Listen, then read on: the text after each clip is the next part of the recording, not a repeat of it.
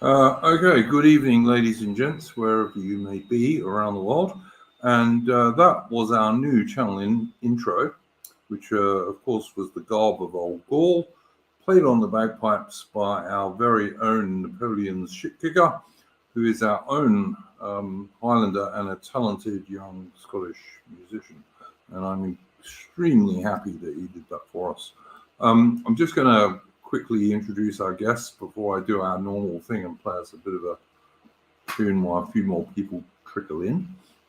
First of all, I'd like to welcome Mitch, who is a first-time guest on the stream, Rupert August, who you guys will have seen before, and also George, who is also a regular guest on the stream. So, okay, I'm going to start us off with a little bit of a patriotic British tune to start things going.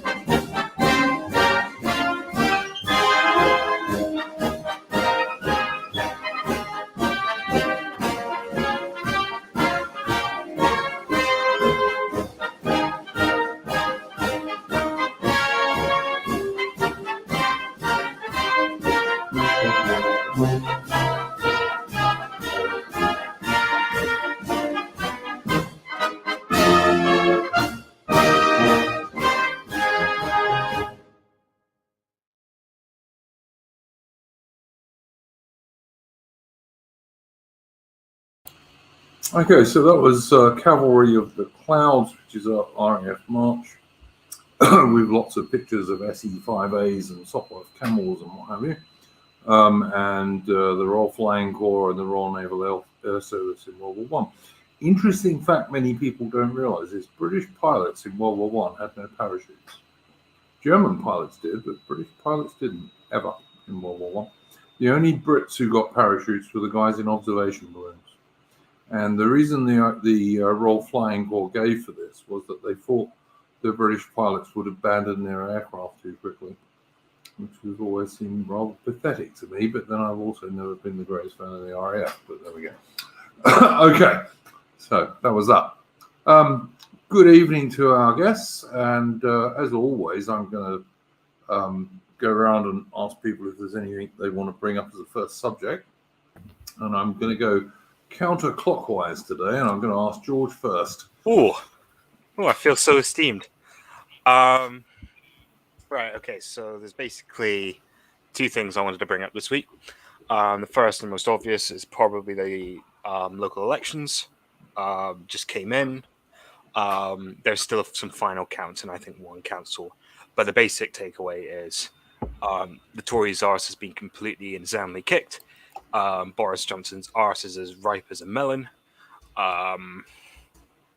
And perhaps more germane to my own concerns, the S&P have increased their share again. And the Conservatives, of course, have lost in Scotland as well, which is not a surprise.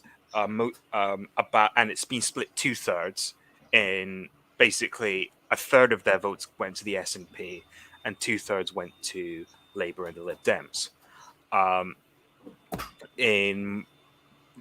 This is annoying. I'm not happy about it. But then again, this just shows the fact that the Tories do not really belong in Scotland. And the other thing I wanted to quickly bring up has fallen out of my head. So you're going to have to get back to me on that. I would just say, like we've said this before, but I think Scotland needs its own unionist party. Yeah. Along the lines of the Northern Irish Unionist Party. Yeah. That's the other thing about the local elections that's possibly worth bringing up. It's that the DUP have lost a lot of votes to the TUV and the UUP. Yeah, I saw Sinn Féin have been the big winners in Northern Ireland. I'm actually going to talk about that myself in my segment. Yeah. But the thing is about the Sinn Féin victory is that it might have been votes that have been won from other Republican parties like the SDLP. I haven't looked at it, but I haven't looked at it since I did a prediction about 3 or 4 days ago. But it didn't look too bad as I understood it back then. And Irish unionism, Northern Irish unionism, is actually still quite strong, surprisingly. It's much stronger in Northern Ireland than it is in Scotland, which should really tell you something about the situation. Well, the Scottish National Party are basically doing a con job on a lot of Scots, but I mean, Yeah. you know, we've spoken about that quite a few times. Yeah. Yeah. Oh, that's the other thing. Is anyone aware of the Paul Joseph Watson League that happened? No, do tell. Not at all. So some subversive media company or whatever has supposedly got some audio of Paul Joseph Watson basically saying something that wouldn't be too far removed from a Wignat. And I mean, his lawyers have now been contacted about this because apparently some of the things he said could be criminal. So that is something. Well, criminal in the ridiculous way that Britain has made stuff criminal. Yeah, or you know, it might be a hate incident or something like that. Yeah. And so that is a thing that's happening. I find that I'm personally very indifferent on PJW. I think he's by no means the worst of the gang, but I don't think he's not the worst, but he's not the best. But yeah, he said some pretty unoptical stuff, and I mean, when someone like him gets caught out for that, it's basically everyone of his bent gets, you know, sort of gets called by that name and all that. So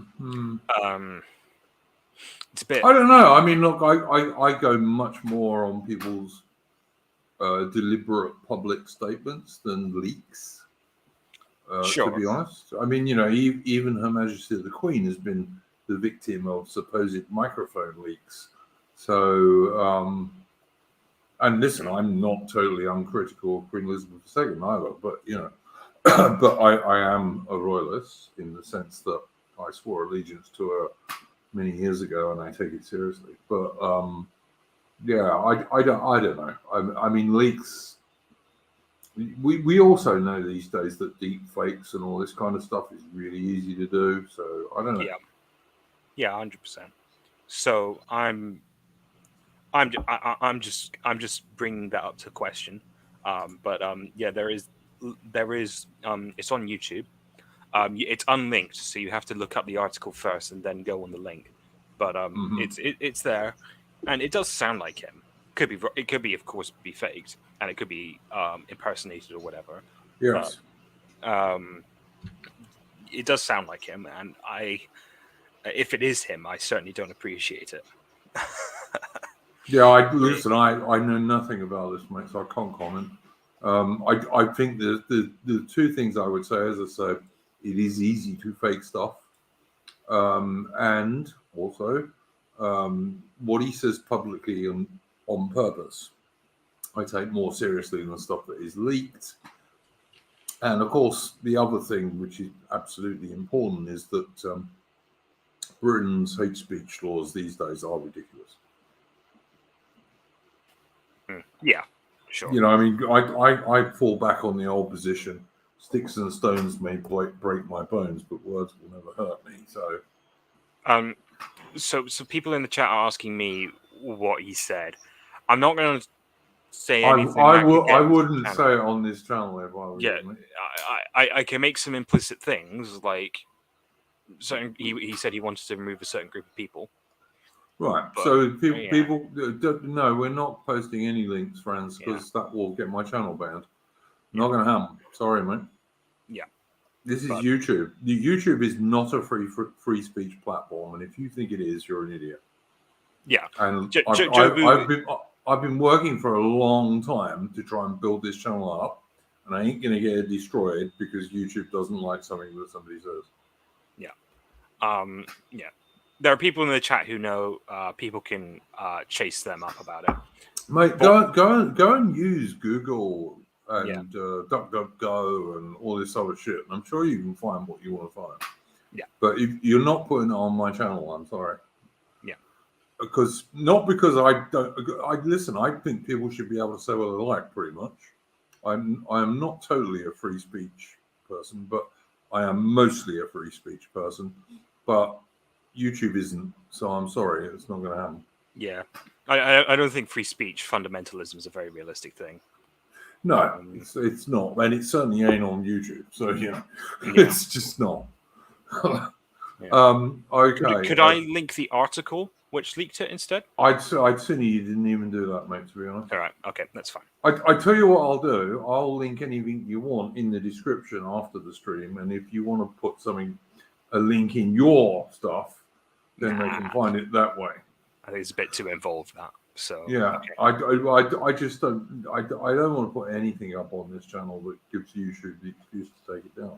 Yeah. So, sorry.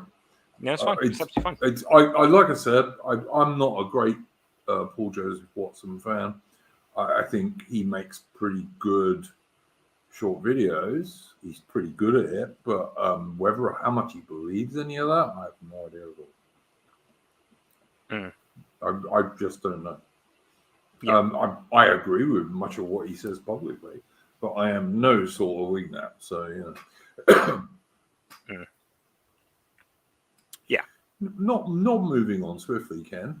I try to explain to you guys that YouTube is not a free speech platform. If it was, I'd let George put up anything he wanted. And I'd put up stuff that I wanted sometimes that I don't. But it's not a free speech platform, and we have to live within the social liberal constraints of YouTube. And I'm sorry, Anything else you wanted to add to that one, George? No, apart from another warning to people: don't say stupid shit. Yeah. That's like it's like my key takeaway from all of this. Always stop saying stupid shit. It gets egg over all our faces. So Yeah, I mean, look, you can dog whistle up to a point, and there are people who do, and I don't even like those guys much, but you know, yeah. But there is a limit to it, and if you're going to just like fly off the handle in what you think is a private chat, what the hell does anyone think is private now when you're talking online? Yeah, nothing is, man. Nothing. Yeah, I mean, we've seen people like AA and what's he called? Keith Woods. Their chats keep getting leaked and things like that. So the idea that anyone is safe in any particular chat, like, I mean, my server has some pretty harsh rules about like if you spread information, if you spread secret things, I'm going to ban you. But like even then, like, you know, that's not a guarantee. And anyone who's online, George, stuff, you're in my Discord, as are everybody else on the stream, and my Discord is invitation only. Okay, and I invited at least 2 people today. And I have the same rules as you. If you spread any shit that is in that Discord or anywhere else, you're banned immediately and kicked. Yeah. And you're not allowed back. Yeah. But you can't enforce it because by the time you enforce it, it's already been done. But even so, there's a reason there's only like 25 or so people on my Discord. It's because of that. Yeah. I want to be able to talk in my Discord and not have anyone else spread it. Yeah, and that's why you can invite people, George. I think Rupert can. There's a couple of others. Certainly, Atman can because he's the co-founder, and not many other people can even invite people to my Discord. And that's the reason is because you just can't trust people these days. If you don't think leftists are trying to infiltrate you, if you're on the right, then you are very, very naive. Yeah. And a big Discord, like George, you have a relatively big Discord. I wouldn't go that far. Well, compared to mine, it's like as I said, mine's like less than 30 people, and it goes up a couple, and then it will go down because someone leaves, and then it'll go up a couple.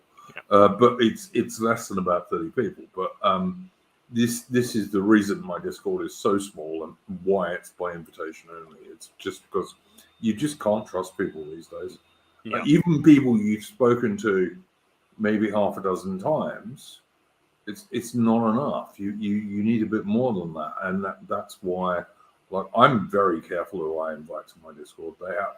If I don't think they are a gentleman in the best sense of the word, and I don't mean they're posh or anything like that. I mean that they're a man of their word and they won't do shit like spreading private conversations. You don't get invited. It's as simple as that. Yeah. But yeah, aside from some basic online etiquette, I don't really have anything more to add. So cool, man. Rupert, have you got something you would like to bring up as the first subject? I mean, the main thing I was going to mention was the election results. There's a few interesting little tidbits about that. So from what I've seen, it doesn't seem like Labour has been the main beneficiary of the Conservative bloodbath, which is quite interesting for what that potentially signifies for future elections. Seems like the Lib Dems have done rather well out of it, and like you mentioned the SNP as well, but there's been a couple of other interesting little points as well in there. Well, the rise of the Greens as well has been quite curious. Oh God, have they not been? They've not been rising. Yeah, again, yeah. They're being held up by a lot of disaffected Labourites, particularly Corbynites, as like the new left wing party. Yeah, they are watermelon greens. Like they're green on the outside and red socialist on the inside for sure. But No, they're basically being held up as Corbyn's replacements and things like that. There was a call by them for like the Progressive Alliance in 2019, which was basically an attempt to unite all the left-wing parties. And to be clear to everyone, based on the mathematics of it all, the Conservatives are the dominant party. They normally only get about 40% of the vote, or roundabouts. And if you had a Progressive Alliance, which is what they propose, it is quite possible that you'd never see a Conservative majority again. Back when I was a bit more of a, just a conservative Tory, normie type, I was running the numbers like these on what would be the outcome if, what was the electoral change that we were going to do, that we voted on fairly recently under the coalition, because I voted in that. I was doing that purely tactically, trying to figure out single preference vote. That's it. Referendum, wasn't it? Yeah. I sort of figured out the same thing, that if they were to introduce that, then you just have sort of the Lib Dems and Labour working effectively in de facto conjunction to shut the Conservatives out of power until they went further towards liberalism, I guess, to try and scrape away some Lib Dem voters. I don't know. I think the Conservatives' best bet would be to go the other way. Actually, I don't get this idea that ever moving left is going to get you votes. I think the Conservatives would be much better served by actually moving decidedly to the right. In theory, I'm sympathetic to that viewpoint, but in practice, they don't even consider that an option. So I know they don't, Rupert. I'm not saying that the Conservative Central Office are sensible, but I'm actually thinking that a decided move to the right, particularly on social policy, more than perhaps financial stuff, would actually serve them very well and would get them a lot of old-fashioned, socially conservative Labour votes. You're absolutely correct. Britain is, whether people like it or not, economically left to centre-left. That's probably the reason Tony Blair won, was his left to centre-left economic policies. British people in general seem to like redistribution. They seem to like the idea of tax credits and progressive social taxes. Like, for example, the Conservative tax cuts in the early 2010s was not very popular. And socially, there is evidence that British people are, while not very socially conservative, are more than the Conservative Party lets on. For example, the majority of white British people still think the British Empire was a net good. Which it was. I mean, they're not wrong. You can get into the weeds on that, sure, but like, people thinking that is a pretty good sign of some level of social conservatism. British people are not socially conservative in a lot of areas. They are overwhelmingly pro-choice, for instance, and they are now pro-gay marriage and things like that. But I reckon both of those could be, the second one certainly could be turned around, and the pro-choice, which I presume by that you mean baby murder, is that could eventually be turned around if it was presented in a realistic manner. I mean, I would tend to think that that's media and elites leading the way more than the wide public opinion leading the way. We were talking about this last week, were we not? That you had people like the Austrian painter dude who were murdering people who were mentally ill and so on, and physically handicapped and so on, even before World War II, but like in relatively small numbers, certainly compared to people like Stalin, who was like, Stalin had killed millions before the Austrian painter had got to 10,000. But they were doing that. But if you compare that to the number of babies who are murdered in Britain every single year, It's very small beer. Yeah. What I was going to also add is that we know that the government likes to make things legal because that changes public opinion on things. What do you mean we know? Because they leaked a document about 6 months ago on green policy, in which they basically said, look, if you make something legal, people will basically follow it. We actually even had a discussion about it. I can't remember what it was. It was like it was like a green climate policy thing. Duke, you might remember this. Yeah. But they basically pointed out that, like, look, in the UK before gay marriage was legalized, 2014, most people were like, I think it wasn't most people, but it was something like 45% of people were still opposed, and it was legalized. And then within 2 or 3 years, it went down to 35%.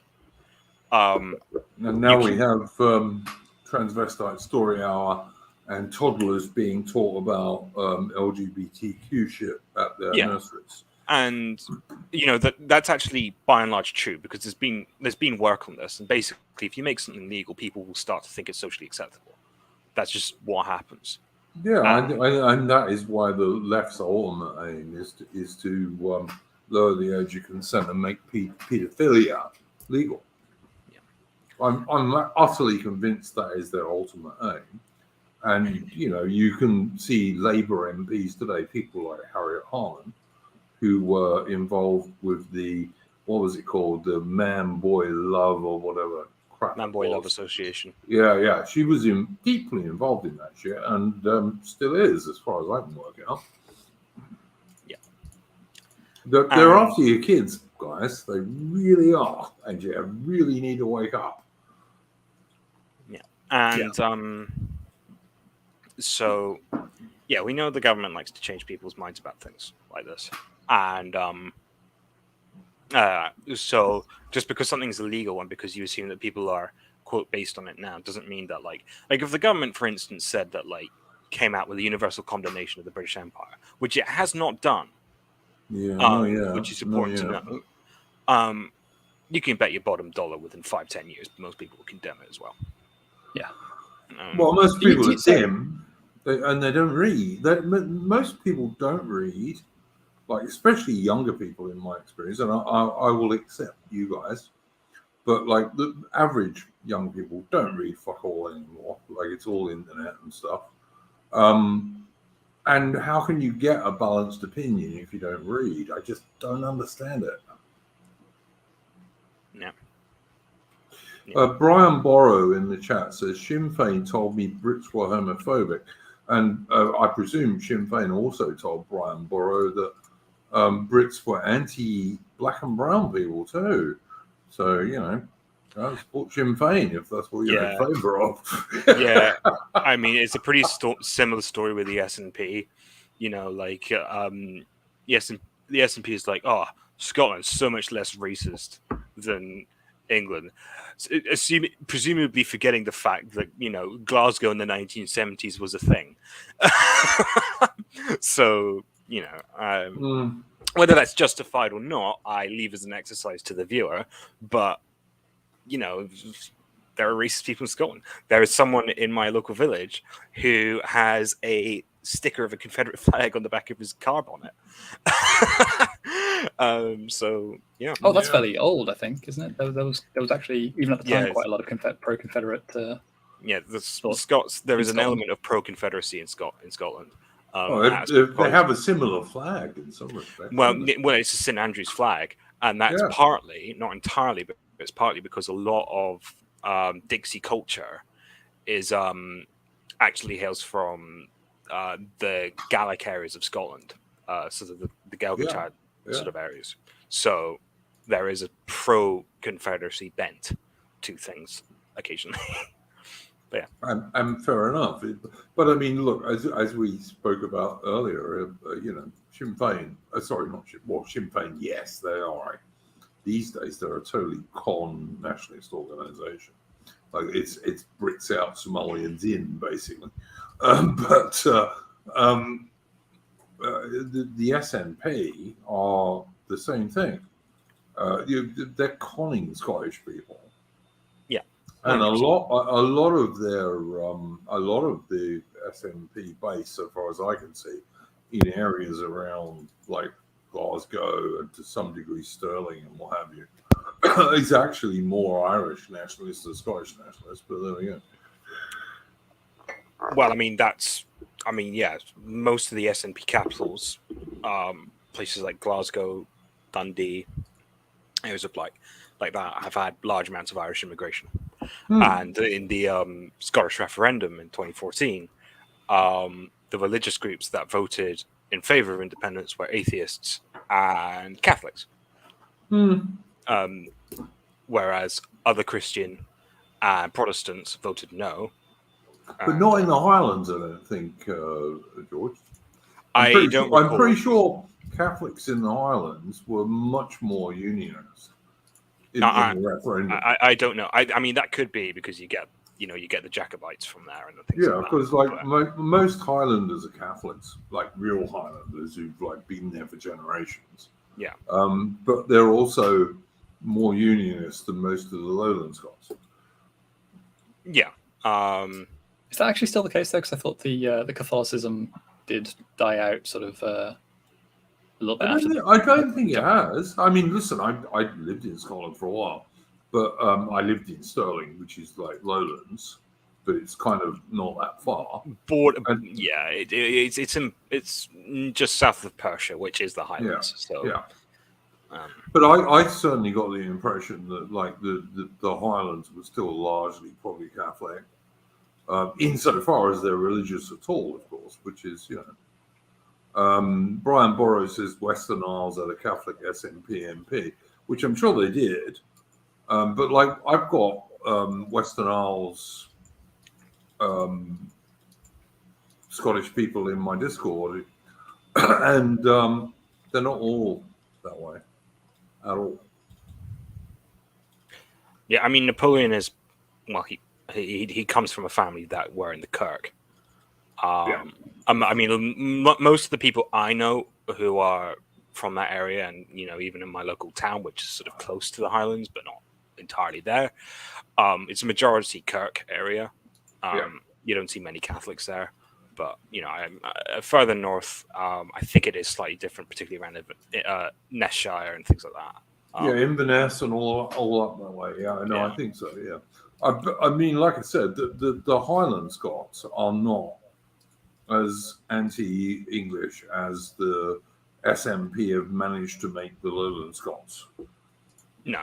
I mean, you possibly one of the strongest Liberal Democrat strongholds in the UK in general is the Orkneys. So, and am I not right, George, that the Orkneys, and I think also the Shetland Islands, but certainly the Orkneys, said that if Scotland did vote for independence, they would want not to be part of that. Yeah. No, that's a policy they held. That is a policy that they were held, and I'm not sure where they got to on that. But that is a common opinion. I'm sure testing the legality on that would be a lot of fun now. Yeah, for sure. Well, I mean, Scotland, the Orkneys and Shetland are not really part of Scotland. They never really were either, to be honest. No. They were much more north than most areas. Well, Shetland, sure. Orkneys, much less so. Much less so. There is, but one of my dad's mates, when I was a little kid, one of his mates was a bloke from the Orkneys, and of course the Orkneys is where Scapa Flow is, and like Big Bull Navy Base and all that kind of stuff. He was very like British patriotic kind of guy. Yeah, I mean, sure, but I mean the point I was pushing across is that the Orkneys in general are quite Scottish, particularly in comparison to very, very northern areas of the Highlands and also the Shetlands. Pretty native Scottish stock there. But there's also a huge difference. Like there's a number of differences, but there's a huge difference between the Lowland Scots in like Edinburgh, Glasgow, and all of that border area, and like up into the middle of Scotland, which used to be the industrial bit, and all of the Highlands, And then there's even more of a difference between all of the islands on the west coast. And like you need to go and look at a map, a reasonable scale map of Scotland. And like the west coast of Scotland is like hundreds and thousands of bloody islands of various sizes. And there are big differences between all those groups of Scottish people. Yeah, well, yeah, I mean, that's an ancient difference, particularly, I mean, 90% of the population in Scotland has been, since basically forever, south of Killen. Inverness? Killen. No, south of Killen, which is like it's a borderline town between Glenlyon and the start of the Highlands. Okay. Yeah, so it's just how it is. But am I right in saying that the difference has been made more stark over time? Yeah, absolutely. So, I mean, so for example, Robert the Bruce spoke Gaelic and Scots, but I mean, a lot of the people in southern Scotland around that time would have also spoken Gaelic, and then that just sort of slowly changed over the next 200 years. Gaelic sort of became very much forgotten in the southern areas, and of course, it's still spoken by about 100,000 people in the north of Scotland. But yeah. Well, the signs up there are all in English and Gaelic. Well, the SNP, funnily enough, have tried to change that. I mean, my local town, which there is no one in there, I reckon, who was born learning Gaelic. And they've the train station there has been turned. They put Gaelic's everywhere now. They're trying to put Gaelic in like places like Edinburgh, Waverley, and things like that. It just looks ridiculous. Yeah, it strikes me as that. I just remember, like, I used to like it once you got up to the real north of Scotland, you'd have these single lane tarmac roads with passing places, because like the roads are not 2-lane roads; they're 1-lane roads, but there are passing places every so often. And there's big like what's the word? There's big steel things on either side of the road, so that when it snows, you can actually see where the edge of the road is. And you'd go up and you'd go to one of these little hotels somewhere or what have you, with these beautiful Scottish Highlander people with their lovely soft accents, and there'd be massive salmon above the dining room or stag's heads and really like cool traditional Scottish stuff. It was I really loved the north of Scotland. It's beautiful, so pretty. Yeah, bit like what's it called? The Wicker Man. Welcome to Summerisle, Mr. Howie. Oh yeah, they weren't that bad. They weren't that bad. I actually went on a boat trip once to the Summer Isles, the actual Summer Isles. Yeah. And honestly, I was lucky. I went with my Scottish girlfriend, and it was on a day when it was like about 70 degrees in the middle of summer, and you could have believed you were in the Caribbean. The water was so clear because there was virtually no pollution. I thought you were going to say it was so warm, and I was like, no way. And I never went in the water, mate. But we were watching grey seals, and we saw dolphins or porpoises, and as I said, the water was so clear you could see like 20, 30 foot down into the water, and it was a lovely warm day. And I know I didn't go swimming, absolutely not, but you could have absolutely believed you were in the Caribbean because it was so pretty and lovely. And everyone used to go there because it had its own post office, and you could send Summerisle stamps to anywhere around the world, so it was kind of cool, But yeah, no, I love like the real Northern Highlands, and the Western Isles of Scotland is one of the most beautiful parts of the British Isles. Absolutely is. So lovely. Yeah. I don't want to stay on this for too long, but Obama Kangs has pointed out that the northeast of Scotland is the Pictish homeland, which is actually true, or to what we know very, very little about the Picts. They just sort of seem to have disappeared over time. Yeah. And we generally assume that they are what makes up the modern Scottish genome, or a large part of it. My understanding was that it was quite different between, in particular, Lowland and Highland Scots, where the Lowland Scots were more influenced by the Britons, much like the sort of English northwest and southwest and Wales. So you get Northumbria, the Kingdom of Northumbria, and places like that, which went up to Lothian, but well, that's later. That's the Anglo-Saxon. It is later. If you're referring to the Britons, you're probably referring to the Kingdom of Strathclyde, which spoke a dialect very similar to Welsh, but that's southwest Scotland in particular, which was a sort of a separate kingdom to the Kingdom of Fortriu and Pictland. Kingdom of Fortriu was sort of the precursor to what we would understand as Gaelic Scotland. There was a kingdom, I think, George.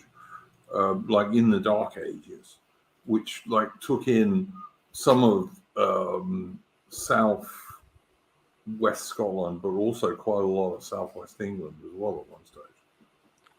Southwest England. You might. Northwest England. Northwest England. Yeah, that's the Kingdom of Strathclyde. Yeah. That's the one I'm talking about. And that was, as Rupert was saying, that's a Britannic. That's a Britannic culture in the ancient meaning of the term. They would have spoken something very, very similar to Welsh. Yeah.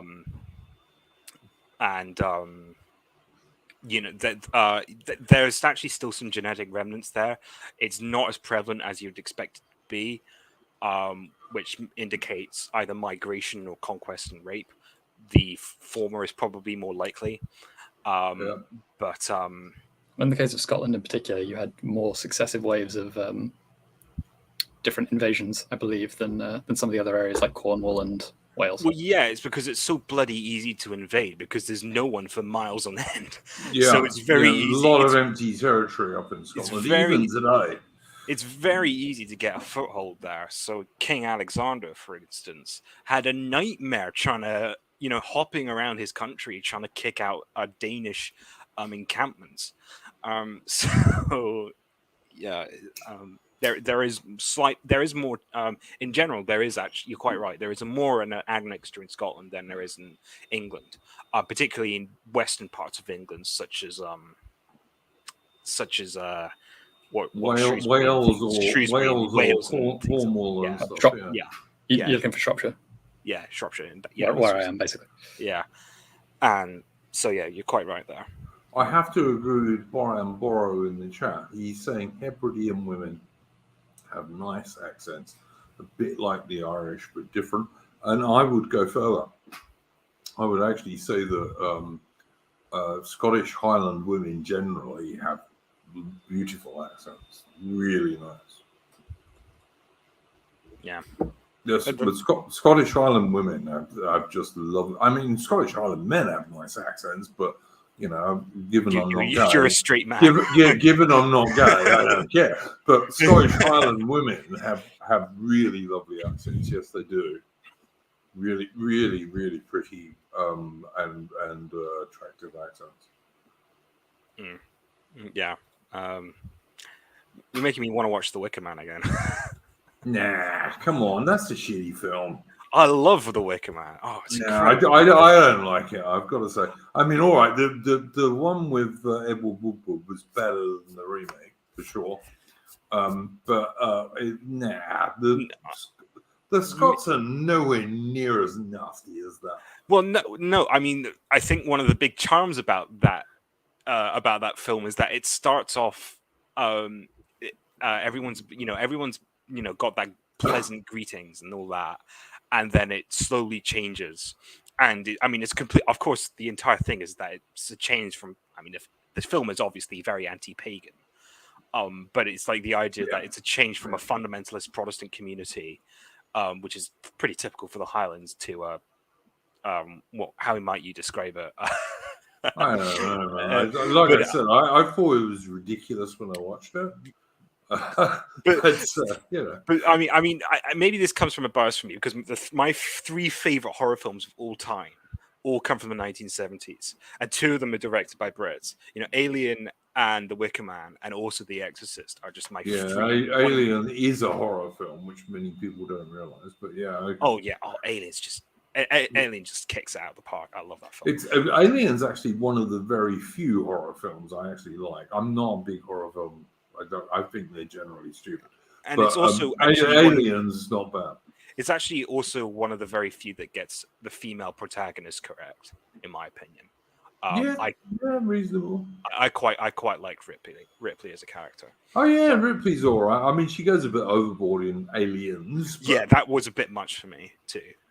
But I used to have a girl who at university did some course on this and said, no, Ripley's really just a mother figure, and really it's all about feminism, and Ripley was being used by the patriarchy, which of course is utter bullshit. But I mean, I did convince her otherwise eventually, but it took me quite a long time. But yeah. But I think I've rambled on long enough. No worries. Mitch, first time on the stream. Do you have a first subject to bring up? I can think of three topics. I mean, if you want me to talk about the war in Ukraine or Bold Bankrupt getting arrested in Baikonur, Kazakhstan, and you can talk about either of those things or both. That's fine. Aside from that, I mean, the only UK news of really is, I mean, we've already talked about elections. Apparently, the Duke and Duchess of Sussex have been banned from a platinum jubilee. Damn that. Yeah, it's well as good news. I just looked at the headlines of that. Is that the bastard of the British Army officer and the second-rate American actress you're talking about? Yeah, from some TV show called some TV show called Suits. Is there a water tap leak going on in your background or something like that? Yeah, it sounds like it's my fish tank behind me. Oh, okay. He's got one of these fillers that like the water goes into the tank. I've got a fish tank. I know what you're talking about there, mate. I don't have one of those fillers though because I found the noise too annoying. Lee Ham in the chat. It's not a toilet. It's a filter for a fish tank. I have a fish tank. I used to have one of those fillers, but they're too noisy, so I got rid of it. Anyway. So yeah, go ahead, Mitch. Please tell us about Bold and Bankrupt first, because I like Bold and Bankrupt. He's got an excellent YouTube channel, and I understand he was arrested by the Ruskies because he and his girlfriend from Belarus were going into some area you're not allowed to go into unless you have special permit or some shit. But he always does shit like that. But I don't think he's going to get in a lot of trouble because he's not anti-Russian. And his chick comes from Belarus, which is pro-Russian. So, yeah. Bold and Bankrupt and his Belarusian girlfriend. I think it's his girlfriend. But, she's quite Alina, cute too, I have to say. Yeah, Alina. I can't pronounce the surname, so I'm not going to. No, I can't. But Alina's quite cute. Yeah, I've only watched that video where they're in Cuba, and you got that old Cuban guy telling them about it, and he's taking Alina back. But anyway, yeah, they got arrested at Baikonur Cosmodrome, which is kind of like the Soviet version of Cape Canaveral, where Yuri Gagarin went up into space from Baikonur, and generally all the rockets that went into space from the Soviet Union, Sputnik, Mitch, could I just suggest turn off your filter just while you're talking? It won't hurt your fish for like 10 or 15 minutes. It's not my fish tank. I'm just in my bloody living room, so I wouldn't know how to turn it off. Oh, okay, fair enough. If it's not yours, fair enough. Yeah. Oh, if that was me, I'd turn it off because it won't hurt them for 10 minutes. I was in my shed, but I might just move back into my shed. Yeah. So anyway, Borden Bankrupt got arrested in Baikonur, Kazakhstan. Details too sparse, so I can't tell you much.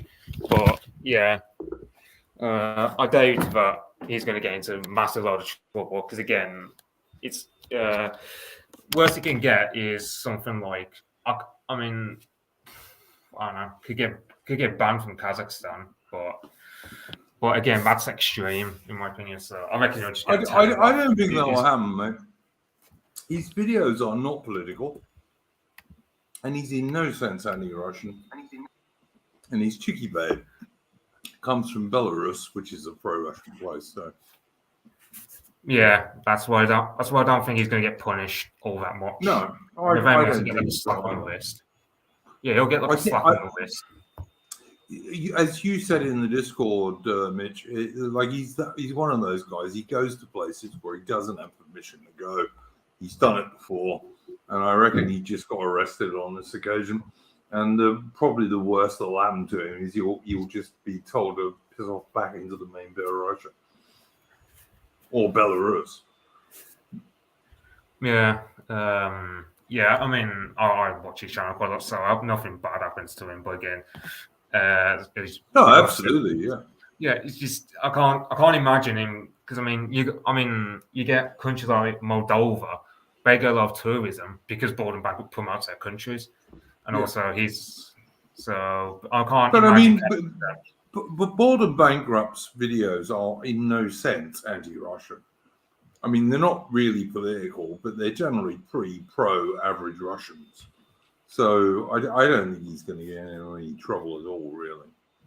Yeah, I mean, the closest thing he's done is play Ukrainian patriotic songs when he was evacuating from Kiev after the war started. That's the furthest political he's done ever against lots of Putin and Russia. So even then, it's too much apolitical to really, I don't think Putin is gonna, or I don't think, I can't remember. I don't think no one's gonna want to like do anything bad to him. I mean, for God's sake, Coach Red Pill survived the Ukrainians, so I don't think like Borden Bankrupt is going to get pissed off by the Russians too much. But so yeah, I don't know.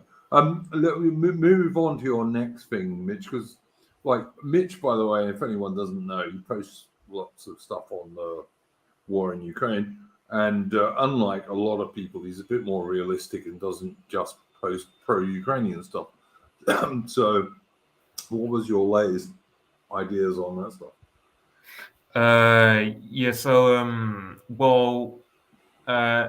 It's been a mixed day for the Russians today in that they've got chucked out from Kharkov and the outskirts of it. So we can only bombard Kharkov now with long-range artillery. We can't use short-range at all on the city. So they'll have to do long-range. They can do medium-range, but it doesn't look good for medium-range in terms of how much land we've lost there. In the Donbass, they've taken a town called Popasna, which is very strategically important if considering we've got like a salient forming up in the eastern, in what Ukraine's got over Donbass, around areas like along the Seversky Donetsk River.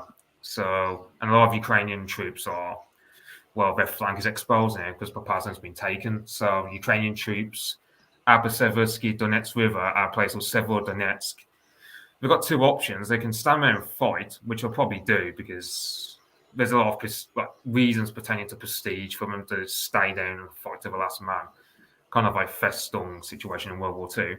Or they can pull back to a place called Bakhmut, where they can secure their lines more. But if they can pull back. Yeah, they can pull back.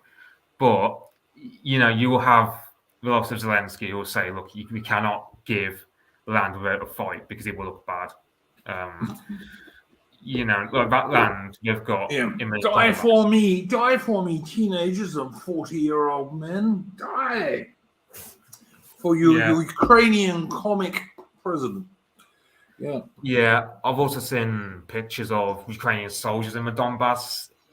It doesn't look. I mean, I'm not a big fan of like Russian channels, but I do think they've got the eye on the ball in regards to a lot of Ukrainian troops in the Donbass do tend to be conscripts. They're probably given like a couple of months training, if that.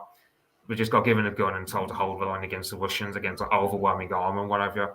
So my guess is the Ukrainians are sending their best troops to Kharkov to try and attack the Russians in the rear, while the conscripts are told to hold off the Russians in the Donbass, where the Russian artillery is mostly deployed, so it's not exactly going to go well for the conscripts.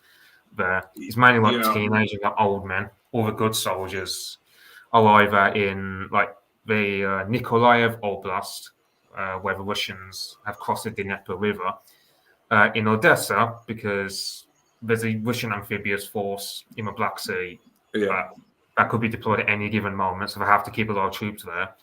And as I said, Kharkov, the Donbass troops, most of the troops there have been So far as I understand it, Mitch, and look, all of us are looking at this secondhand, but so far as I understand it, the Ukrainian troops in the east of Ukraine, like around what used to be the disputed republics, which have now basically been taken over by the Russians, and quite rightly, because most of the people there want to be Russian. Those Ukrainian troops, they can't move. They don't have enough transport. The Russians are now hitting, as they were not at the start of the war, the Ukrainian transport system, particularly behind these dudes, so they can't move. They've been hitting the pole centers, petrol and lubricants, which you need to move military forces. And the only reinforcements these guys are getting are like relatively small scale weapons and supplies of that nature. I just think the whole of the Ukrainian army in the east of Ukraine is finished, basically. They don't know it yet, but they basically are. And the only question is going to be, when does Russia decide, well, okay, we're going to take all of Ukraine on the Black Sea? To me, that's the only question now, and I'm sure eventually they will, like including Odessa. And once that happens, you're going to have a landlocked rump Ukrainian state, which I reckon Putin will make some sort of deal with, if, of course, the Ukrainian leaders are allowed by the Ukrainian puppet leaders are allowed to do so by NATO and the Americans. But we'll see. We'll see. Well, one potentially confounding factor that I've heard, that I've not heard disputed, basically, but I've heard it from both sides, is that the Russians are either at parity or numerically inferior than the Ukrainians. So originally they were, yeah. I think that's changing now, though, Rupert. Well, not maybe, but I mean, what that means is that Russia has more troops they can throw into this than Ukraine does. Oh, well, yeah, in theory, if they go for like a general mobilization, but they seem to have wanted to, basically rule that out and stick to what they've got and not really too. But nations can do partial mobilizations, and they often do. Yeah. But Russia already runs a conscription program. Yeah, and if Russia really wants to throw 500,000 troops at this, they can do it. But if they wanted to throw 5 million. If they wanted to throw 5 million men at the problem, they could. But they haven't done that. They're trying to use their more professional soldiers and the guys who are doing their kind of national service at the moment. Well, yeah, and the new meta, so to speak, for modern warfare seems to have gone away from quantity, and it's very much a quality game. Yes, it's all everything that doesn't really matter in war at all, like drones and all that shit. And I just don't agree with that. First of all, I'm not saying it's drones. Numbers have a quality all their own, although training is also good. What you really want is training and numbers. Yeah. And I think Russia is falling a bit in between the two at the moment. But if Russia really wants to push it, Ukraine can't win. It's just not possible. The Ukrainian Air Force is basically dead. Duke, the Ukrainian Navy is basically dead. Duke, in an attempt to justify what I was saying, was that basically, like, an armed force of 100,000 men with mechanized vehicles, tanks, etc., is probably going to do pretty damn well against a force of 800,000, which just has assault rifles.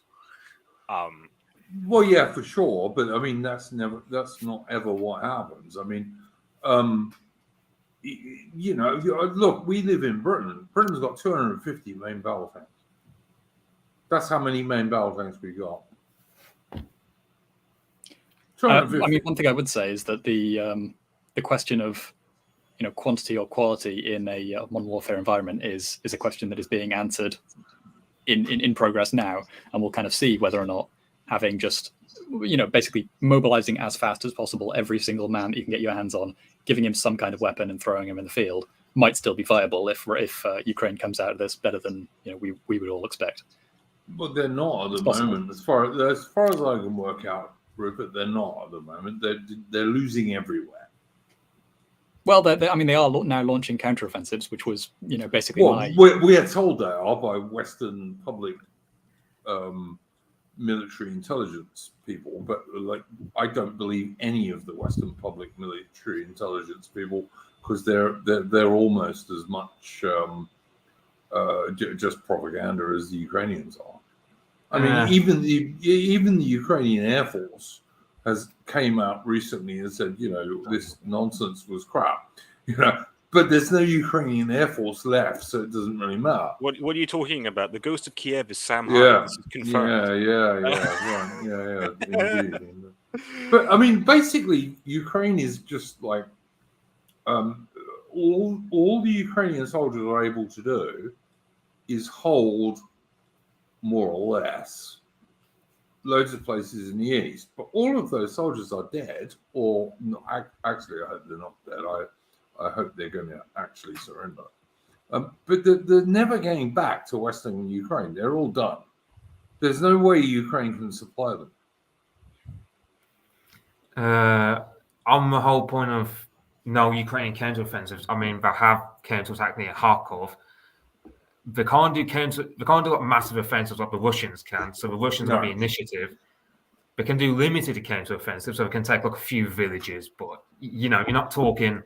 Oh no, you're not talking like grand World War II style offensive like Operation Bagration. No. You're talking. They can launch like battalion and company style of things, which might take a village or two, but that's about all they can do.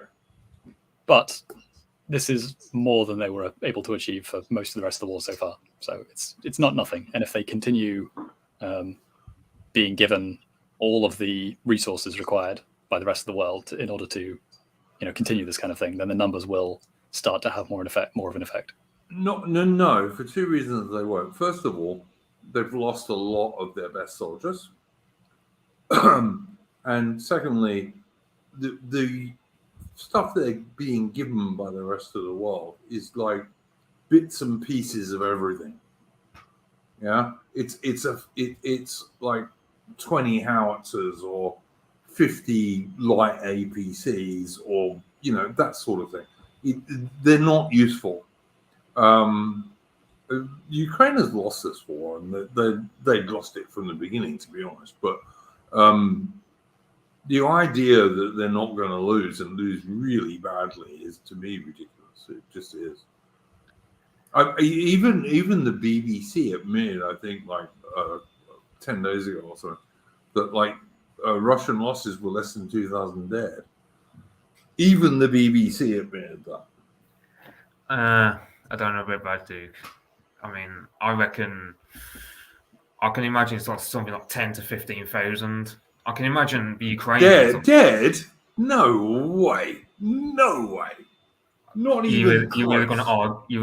Are we going to argue over this again over the number of casualties for the Russian side? Because I can remember I floated the number 40,000 Ukrainian dead a few weeks back, and no one conflicted me over that. I think that's exaggerated too. I think that's exaggerated too. But I was depending on depending on a channel called History Legends, who recommends 15,000 guys in Mariupol for the Ukrainian side. It turns out it's more like 8,000. But again, you gotta think, as a battalion, they're still well trained and they're very fanatical. So they're 8,000 guys ain't a battalion. That's a brigade at least. It's a big brigade.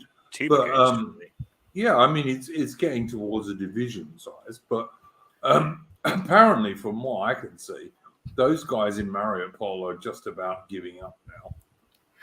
Yeah, all the Marines have surrendered. It's just Azov Battalion, really. And because they're scared the Russians will shoot them because they're neo-Nazis.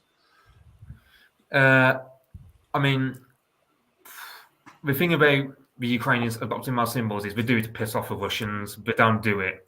I mean, a lot of them will do it because they love Hitler, but because the Ukraine's got a different history, how I remember World War II, because a lot of them did collaborate with the Nazis, like Stepan Bandera, and they spent their time genociding the Russians and Poles. So you can imagine there are a lot of neo-Nazis, like actually genuine ones, but a lot of them will be just like football lads who are taking Sonnen lads because they know it aggravates the Russians, not because of that's what they do. It's still distasteful because I mean you got Russia. I wouldn't care if they stopped shooting Ukrainian civilians, which they seem to do a lot.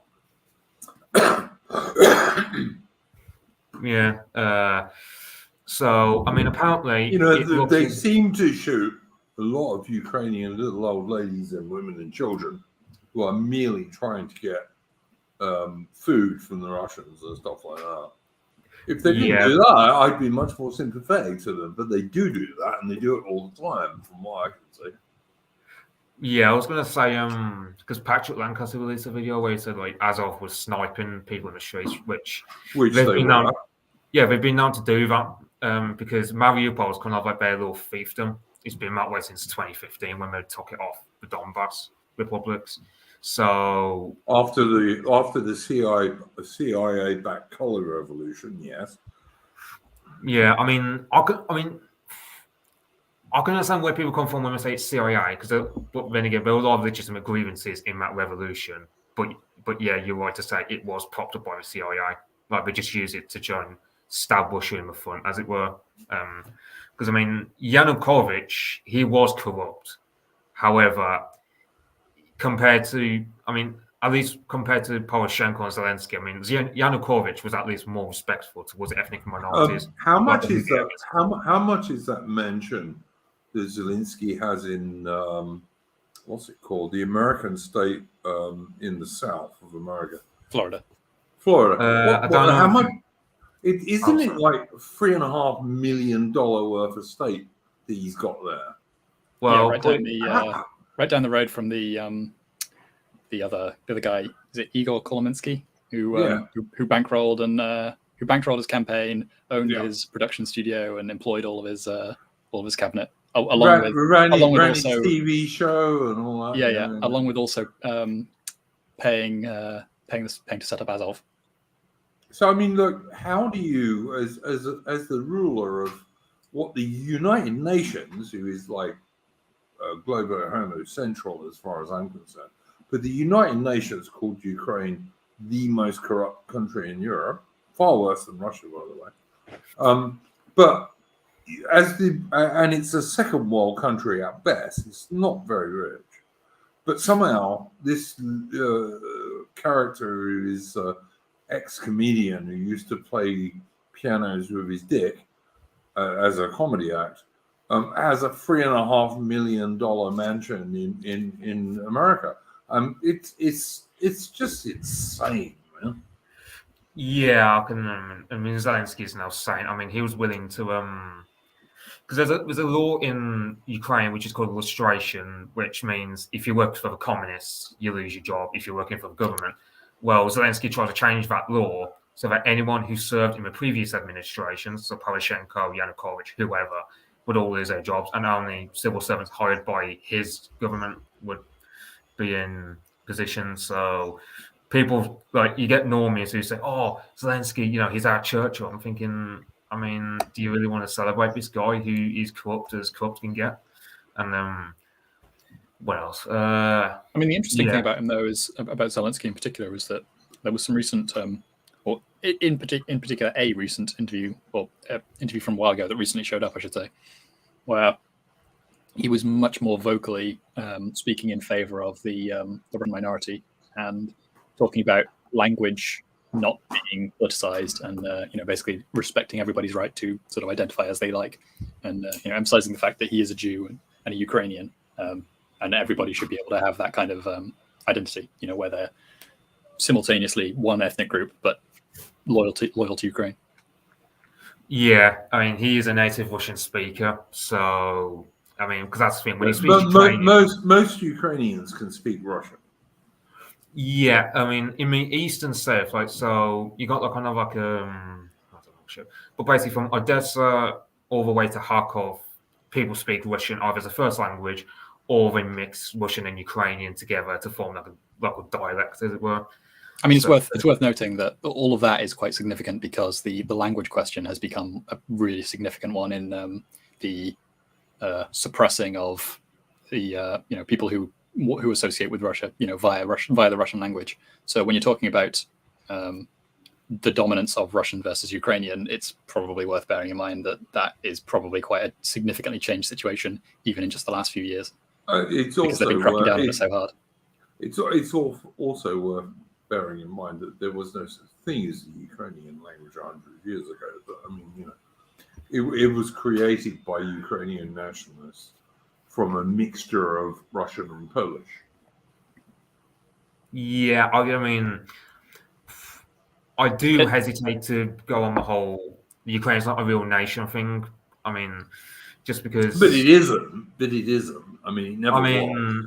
I mean, they have 1,000 years ago, they're part of Kiev and Rus, which was all just Russians, Belarusians, and Ukrainians. Never thought themselves as separate ethnicities, just all one big East Slavic nation. 1854 to 1856, when Britain and France and Turkey fought Russia in the Crimea, there was no such thing as Ukraine. I mean, the thing is, so you get like old Cossack songs from like the time of what's his name, Khmelnytsky, I think I'm pronouncing that right. He was a Cossack leader who rebelled against the Poles, and then Khmelnytsky, I think it was me. Yeah, because I mean, Cossack songs from that era in the 17th century mention Ukraine, so that's why I'm not really into the whole Ukraine. Yeah, but the Ukraine, which is what it was always called, it just means borderland. Yeah, because Ukraine borders the Vlachs or Romanians and the Poles. It was kind of like, because that's been Ukrainian. You're right to say Ukrainian is basically like a mix of West Slavic, like such as Slovak and Polish, and Russian. So Western Ukraine is very, very iffy. I mean, Eastern and Southern Ukraine, it pretty much is Russian territory from at the time of Catherine the Great with Novorossiya. And you could say absolutely true also of the Crimea, which is absolutely mostly Russian. And really, it's also true of Odessa, which, in my opinion, is why the Ukrainians are sending so many troops to Odessa, because the majority of people who live there are actually Russians, ethnic Russian people. Yeah, because the thing is, that particular area of Ukraine, it used to be called Novorossiya, near Russia. The thing was, Catherine the Great, because it was mostly steppe land, which was sparsely inhabited because of nomadic invasions like the Mongols, Great Horde, stuff like that. So then they populated it with all manner of people, like Greeks, Russians, Romanians, whoever wanted to settle the land, alongside a people called the Crimean Tatars. Yeah. So to get all these people to coalesce into one, to get these people to work together, Russia became a lingua franca. That's why, particularly in Crimea, it really angered them that the likes of Poroshenko and others like him tried to force them to speak Ukrainian because it took them a long time. as because he is quite ethnically diverse, especially in the Crimea. We got Tatars, and also, of course, you have to remember that Stalin in World War II, deported most of the Crimean Tatars. Yeah. So with the Crimean Tatars, I mean, I can remember Vice did a report where they basically said, "Oh, look at these Crimean Tatars are supporting Ukraine," and it's actually no, it's Crimean Tatars that don't support either side. For example, I mean, I'm going off a tangent here, but there's virtually none of them left. They were all deported to Siberia by good old Uncle Joe Stalin. But good old. A lot of them did go back though. Some of them returned, but not many, as far as I can work out. It's just that they got displaced and never recovered in the same way, because quite a few different groups also suffered the same fate. But I mean, probably most famously, Chechnya also suffered this, whereby when they were finally allowed to return, they were an absolute minority in Chechnya. But over time, they were able to displace the Russians again, and obviously retook ethnic dominance, or demographic dominance in. But in I mean, if you're going to look at Ukraine, only the Western Ukraine would really be described as Ukrainian, i.e., west of the Dnieper River. And I absolutely think what's going to end up happening in this war eventually is that that's what they're going to be left with, but it'll be landlocked. Right? And that rump state is what they're going to be left with. And honestly, it would have done Zelensky and all of the Ukrainians much better good to come to a negotiated settlement far earlier. Well, you do get Boris Johnson egging Zelensky on. Boris Johnson's a fat cuck who listens to what his wife tells him. I mean, so why would you listen to him? And Britain has 250 main battle tanks, and if we were really pushed, could put 30,000 soldiers anywhere. I mean, and I'm the most patriotic Briton you'll ever meet in your life. And I love the British Army and the Royal Navy and all the rest of it. But the British Armed Forces in 2022 are pathetically weak. And all that Boris Johnson is doing by giving Ukraine all of our war stock weapons is just making us weaker and weaker. But then Boris Johnson's a fat cuck and a joke. And he doesn't care about the British people, because if he did, we wouldn't have 700,000 mostly third world immigrants a year arriving in Britain, and having this nonsense with Priti Patel, the really enormously fat-assed Asian woman who pretends to be British, who's the Home Secretary, doing deals with Rwanda that will take 200 people a year. I mean, it's just a joke, man. The whole thing is a joke. It's Globo Homo Deluxe, and it really makes me sick. Yeah, because what was my point? I was talking about just to develop on my point from earlier. So from Odessa to Kharkov, it's very sort of there's a lot of ethnic diversity in that. You get Greeks, Romanians, and Bulgarians, like a lot of people. Most of the Greeks. I've seen quite a lot of Greeks watching stuff about this, and most of the ethnic Greek people seem to be very pro-Russian, as far as I can work out. The Greeks have a very strong historical affinity with Russians. Yeah, Russian and Greek Orthodox. Yeah, absolutely. Well, it's not just that. There's also just a certain additional level of philia between them. In fact, there was a scheme building on the project of Novorossiya. I think one of Catherine the Great's plans was to essentially set up a new, refound Byzantium, basically invading the Ottomans and retaking Constantinople and putting a relative. Wouldn't have been a bad idea. Yeah, absolutely. And they've both had mutual enemies, namely, they've had the Turks. For very, very long periods of times.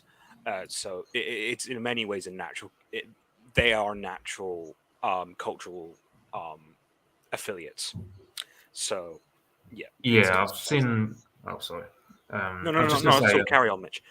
I was just going to say, I've seen in Greece you got the Communist Party, and there's also I don't know what the name. It's kind of like a wig in that party. There was a Golden Dawn, Golden Dawn. or something. Yeah, Yeah. Golden Dawn and the Communist Party. They're both now just doing. They're both working together to demonstrate in fact the support of Russia. Well, I mean, go and look at what the Communist Party actually believes, because it's not what you'd necessarily expect from a Communist Party in the West. I mean, the Communist Party in Russia holds like Orthodox church rallies at their political gatherings. So it's like in the East. The Greek communists are in a fairly similar vein. Well, yeah, I mean, Western communism seems to be an almost entirely different thing. Like even in Japan, the communism is very ethnocentric. Guys, I've got to say this. Even like the Russian communism thing is a lot of it is like kind of nostalgia.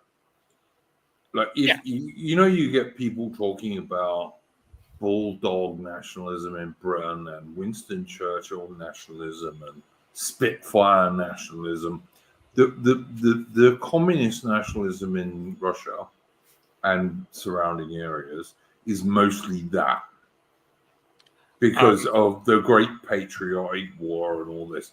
So you will sometimes see a Russian tank or infantry fighting vehicle with an old-time communist flag on it, but you will equally often see a Russian tank or a infantry fighting vehicle with the Imperial Russian flag on. There's actually another element of that which you're missing, and that's that the Russians have a different. They value different things in history to Westerners. Westerners typically think, well, look, how much did I advance the world by? And things like that. That's like the typical Western heuristic. Like the British Empire is good because it ended slavery, or it brought Western values to the world, or something like that. But the Russians don't see it that way. The Russians think the Soviet Union was good because they were arguably either the first or second greatest power in the world. And they were better off as individuals at that time than they were certainly under Yeltsin. Yeah, I mean, but Russia sees that history as a sort of like, look, we controlled so much of the world, weren't we powerful? Isn't this great? Yeah, they don't see it. That's actually the way I look at the British Empire, more than what you think I do, George. But anyway, I mean, I still think the Empire was a bad idea either way. But no, I think the Empire was great, but I don't think it was great because we ended slavery. I think it was great because it made Britain great. I'm agreeing with you totally about Russia, but that's how I think about the British Empire too. Yeah, but so that's just a very important element of Russian psychology that can get ignored. That's why Putin keeps going up in the polls. People know that the war is being difficult for Russia. Like, no. Hang on. I don't agree with this. Russia is winning. All right, they're not losing; they're winning. I mean, they're winning, sure, but they have taken. But we were expecting.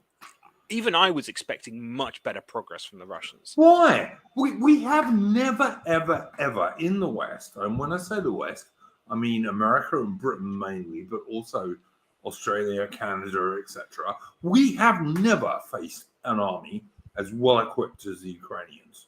Not in the last 50 years. No, but well, I mean, yes. So that's why, I guess. So okay, put it this way: in my lifetime, there has been no war that's been sort of like near peer, I suppose. To keep an near eye peer. Exactly. Thank you, Rupert. Near peer. This is a near peer conflict, which the West has tier 2 never versus had. tier 3. Yeah, we've never had a near peer conflict in the last 50 years. Well, I mean, if you had allowed me to finish, I could have clarified. Sorry, beg pardon, mate. I could have clarified why I said that. Apologies. And that's because Russia has thousands of tanks going into almost a perfect tank territory. You probably won't find a better tank territory on the planet than Ukraine. Ukraine's pretty good. It had a lot of kit. It's pretty well teched. I mean, it's much better equipped than most Western countries. Of course, the United States being the obvious exception to that. Maybe. I was expecting a pretty reasonable booze cruise, especially considering that, the last time that we had a nation with superior tank theory invade Ukraine, i.e. the Germans, they basically 1-2 punched the entire thing in 2 months against an army which is far bigger. No, they didn't actually, George. Well, so you get the encirclement of in Kiev. I think it's in August, might be early September. Which was always a feint, but yeah, okay. No, I'm talking about Operation Barbarossa. Oh, okay, yeah. Okay, you had the complete encirclement of an army of 500,000 men. Yeah. Guarding the Dnieper, in about 2 months, and the Soviets were not. I mean, they were inadequately equipped, but they weren't totally inadequate. Yeah, they lacked transport for almost all of their infantry. So there is certain elements, and they were very lacking in anti-tank weapons. Yeah, but there is certain analogous elements of that for me to the German invasion, to the Russian invasion now. So I'm kind of surprised at the relatively slow pace of the Russians as well. I'm not, to be honest. What the Western way of war is, and when we say the Western way of war, really we just mean the Americans, because the Brits gave up their own way of war at some stage in the 1990s. Like, if you want to see the Brit way of war, that was the Falklands War or something like that. All right.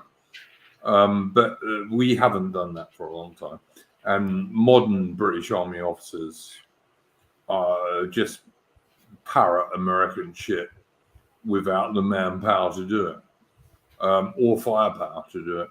And that's true, honestly. I've been told that by serving British officers. But someone is like echoing. I don't know who it is, guys, but someone is. Thanks. That might be me. I'm going to mute. Yes, I beg your pardon. But yeah, look. The American way of war is, and I'm oversimplifying this hugely, is to use massive air power and then mop up afterwards. Whether that would work against the Russians, who actually have quite efficient air defense forces, although nowhere near as efficient as some idiots like CRP think they are, is a matter that we will maybe find out one day if we're unlucky. I don't think that we're rigging this war the right way. This is not Britain and America fighting the Iraqi army, which had very low morale, didn't really want to fight. It's not Britain and America fighting a load of partisans in Afghanistan. This is Russia fighting a Western-trained and Western-armed army with almost unlimited ammunition. And the Russians are still winning. And they're winning quite obviously, really. If you look at the battle maps, they just don't ignore everything. Just look at the battle maps. The eastern Ukrainian forces are fucked. They're never getting back to Western Ukraine. They might hold the Russians up for another month or even another 6-7 weeks, but they're never getting back to Western Ukraine. They're dead. They're finished. They will have to surrender. And the Ukrainians are a vastly more efficient, better trained, and vastly better equipped army than anyone in the West has faced in the last 50 years. And this is the fact. Yeah, that's why Putin should have invaded back in 2014. Well, yeah, he may have been better doing that. I don't disagree, but yeah, all right. Yeah, because that's the thing. I mean, I bet he's... I mean, the main problem with Putin is he put too much faith in negotiations with the West. Like, he thought he could negotiate with us. I think after this, he's not going to negotiate with the West ever again because I mean, have behaved over Ukraine, I wouldn't. Well, I mean, look at how economic sanctions, like the ruble is higher now than it was before the sanctions were brought in. The people who are getting fucked by the economic sanctions are the West, particularly Europe. Yeah, Michael Diller blocked me over having too much faith in the ruble because according to him, he thinks the ruble isn't as strong as people think because the Russian government is doing a lot of like actions via their state bank and whatnot. I'm not an economist, so I wouldn't know, but he just told me don't just think, oh, this is like fully natural. This is because of Russian government action and all this. So, I mean, that's the only disclaimer I'd say about the ruble. But certainly, I mean, I'm looking at the Russian economy. I just think, well, since 2014, they've had to deal with sanctions. So it's not like this is a huge and massive shock to them. I've heard the Chinese, they're going to stop buying Western PCs now. Like they're going to stop buying computers from the West. They're going to invest in their own country because I think China's going to make a play on Taiwan. In perhaps 5 or 10 years' time, they're preparing for the sanctions. That's probably my guess about China on Taiwan. As for Russia, I mean, I wonder the sanctions have bitten at them because, I mean, you do get a lot of Russian YouTubers and whatnot. You do get a lot of Russians who, because in Russia, to buy a computer in Russia, it's tied to the value of the dollar. So if the ruble falls in value, prices go up. And it turns out prices haven't gone down despite the ruble getting stronger. So I don't think. Well, as far as I can see, Russian inflation is less bad than Western inflation. But I mean, maybe I'm wrong. Like as you said, I'm not an economist, but I'm just looking at prices in my local shops and like petrol pumps and all the rest of it, and gas prices and electricity prices, and everything is going through the roof. Yeah. So the reason you're basically saying why Russian currency strength isn't very strongly related to its prices is because the Russian economy is largely not import-export based. Yeah, true. It's an internal economy, True. and this is actually something that people didn't seem to understand when Brexit happened and the pound went through the floor. They sort of seem to think that, oh, well, the pound has dropped, so everything's going to be more expensive. But that's not necessarily the case because Britain, I think 60 to 80% of our market is domestic. So it's not a huge deal. And so it doesn't surprise me in the least that the ruble can either go up or down in value, and it won't really have an effect on living standards. In terms of inflation, I think the Russians called that inflation could be a problem, which is why at the very start of this they pegged the ruble to gold. So I think that's them holding themselves accountable during this conflict, and of course, Western economic consensus hates the idea of the gold standard because using fiat currency is an amazing way of manipulating consumers, I mean, you get different reasons for why they want to manipulate consumers. The typical consensus is you want macroeconomic stability, but that can get complicated quite quickly. The most important thing is that the Russians do not endorse this, and so they are basically willing to say, like, look, I'm not going to play with my currency too much.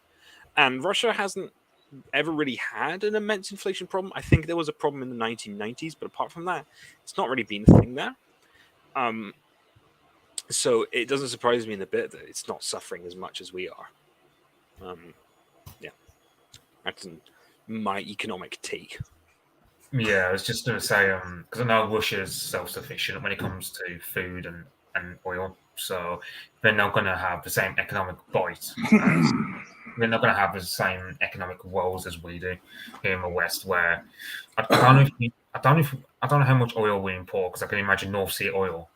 No, Britain's a net importer because North Sea oil is nowhere near what the S&P would have you believe. Yeah. UK is a net importer of oil and also a gas, but on a far lower scale than places like Germany, for example. But yeah, we are not net energy self-sufficient. We could be, if we did fracking and so on. Well, if I was actually going to say uranium, but well, yeah, absolutely, nuclear is the best way to go for sure. But we're not. So there's that. That being said, what was I going to say? I fell right out of my head. Yeah, so Russia is very much self-sufficient in most areas. The only real weakness that has is industry, but it doesn't need to be strong in industry because it's got China. And the Trans-Siberian Railway links Vladivostok to Moscow, also now has a link between Beijing. And so that's just a great highway to get all your goods into Russia. In due course, Russia will be able to sell all its oil and gas to the east rather than the west if it wants to. Well, yeah, there's an economic realignment going on right now for that very reason. Basically, I think even India is possibly considering, if not alignment with China, it is definitely considering its own economic bloc. Oh, look, we had been gradually getting India into the Western camp until the West, in one of the most strategically insane and doofus moves in the entire history of the human race, pushed Russia into China's arms. Just like that was what happened. Yeah, that was. I mean, we should have had a Bismarck of our time, but instead we just got. I don't know who was in charge of NATO in the early 2000s, but yeah, we rebuffed Russia, and we just chucked them into the arms of Russia. That would just be a massive mistake. Yeah, we pushed them. They had no choice. They had nowhere else to go but China. Yeah, because the thing was, I mean, Putin wanted to be part of NATO back in the early 2000s. I mean, and NATO said no. Yeah, that, and you have the colour revolutions in Georgia and Ukraine. And NATO said, like when Yeltsin was in charge, oh, NATO isn't going to expand, and then did 3 or 4 times. Yeah, because the thing is, they did a verbal agreement in the 90s to say, okay, NATO's not going to expand into the former Soviet countries like the Baltics and it was just a lie. Basically, it was a lie.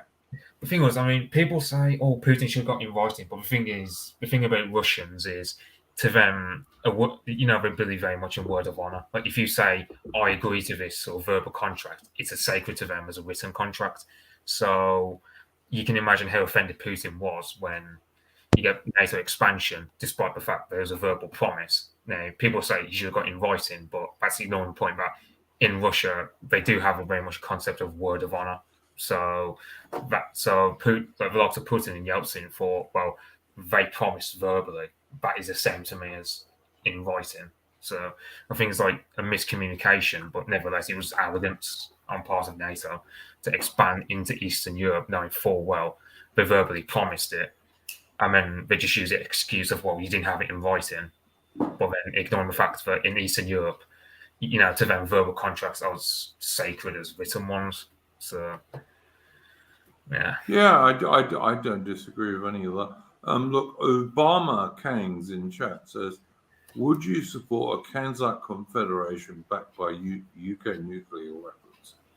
I would say yes, but only if the British, Australian, Canadian, and New Zealand prime ministers were actually pro their own nations. And they're not at the moment. So, but if they were, like in theory, yeah, I'd absolutely support a Kazakh confederation. And incidentally, Jobu in the chat, the iron interrupter, get fucked, you wank. But there we go. But yeah. What else was I going to say now? Nice one, Jubu. My main man. Oh yeah, he's great. But what he does is he runs away where he can actually be talked to. He just likes to snipe from the sidelines. But I don't know how he's going with his catboy loving American dude these days. Well, actually, American half Mexican dude these days. But there you What? go. Nick. Nick Fuentes. Jobo's a big Nick Fuentes fan, and he always overlooks his Catboy things. I've been informed recently that they're in quite a lot of hot water. But yeah, no, they're falling to bits because Nick Fuentes wants to be this great dictator, and he doesn't have the gravitas to do it. So, you know. I strongly disagree with the idea that Nick Fuentes doesn't have gravitas. I mean, come on, man. he is fearsomely popular. Did you see his argument with Metzger? I didn't know. Oh man, it was so pathetic. And like Mediger's just a piss taker, right? He's got no real political position. He's just a piss taker. He made Fuentes look a total moron, which I suspect he probably is, because otherwise, how could Mediger have done that? But just me. So I mean, I don't know anything about it. I was more trying to glean some information about like what has Nick Fuentes been doing that has been getting his backside. Well, he's been falling out with a lot of his supporters, and he wants to be some kind of glorious Führer. And like, obviously, no one regards this 22-year-old boy who likes Catboys as a glorious Führer. So he's not winning very much at the moment. But that's just me. I'm sure that Jobu thinks he's great still. Yeah. And I'm happy. I like Jobu. Jobu comes up with some very good points sometimes. I just think he's wrong about Nick Fuentes. I mean, yeah. What I can say with some personal confidence is that Nick is quite charismatic, and he's been far more successful than many others in the United States. I still hold the opinion that the United States is a FUBAR situation. Probably. But if anyone's going to do it, it's probably going to be someone like Nick. Yeah. Never. No. He was trying to support senators in America, and like what they did was that as soon as they got beyond the range of his very limited amounts of money and media push, they all just said fuck off. This is what has happened to all of them. He's been very foolish, but he's 22 and probably gay, in my opinion. I mean, if he's not gay, why doesn't he have a girlfriend? Like, you know what? If I was as famous as Nick Fuentes, I would be able to find a girlfriend. I'm not gonna lie. That was always struck me as a bit weird, because he's been on interviews in which he's like willingly admitted that he's like never had a girlfriend or anything. Yeah, and he constantly goes on. Listen, I am not a big fan of women. Women are not blokes. Gotta quote you on that. Listen, no, hang on. I love women to look at. They're cute. They're pretty. Like sex and all that stuff's great, blowjobs, etc. All great, but I don't listen to women. But I'm not a big fan of women, you see. No, I don't listen to women for political opinion. Okay. Oh, Duke, I'm pulling. I know what you're doing, mate. I know. What you're doing. But the point is, like, no man with half a brain in his head listens to women for political opinions. They're for blowjobs. They're not for political opinions. Fuentes, true. I don't care if it's charming. It's just true. But the point is, Fuentes, who is a famous young man, and he's not the ugliest bloke you've ever seen in the world. If he wanted a girlfriend, he could get one, right? And he doesn't. So I think he's gay. And to me, that's like, sorry, I mean, you're not an enormously famous bloke, George, but I'm pretty sure you got a girlfriend. At the moment, no.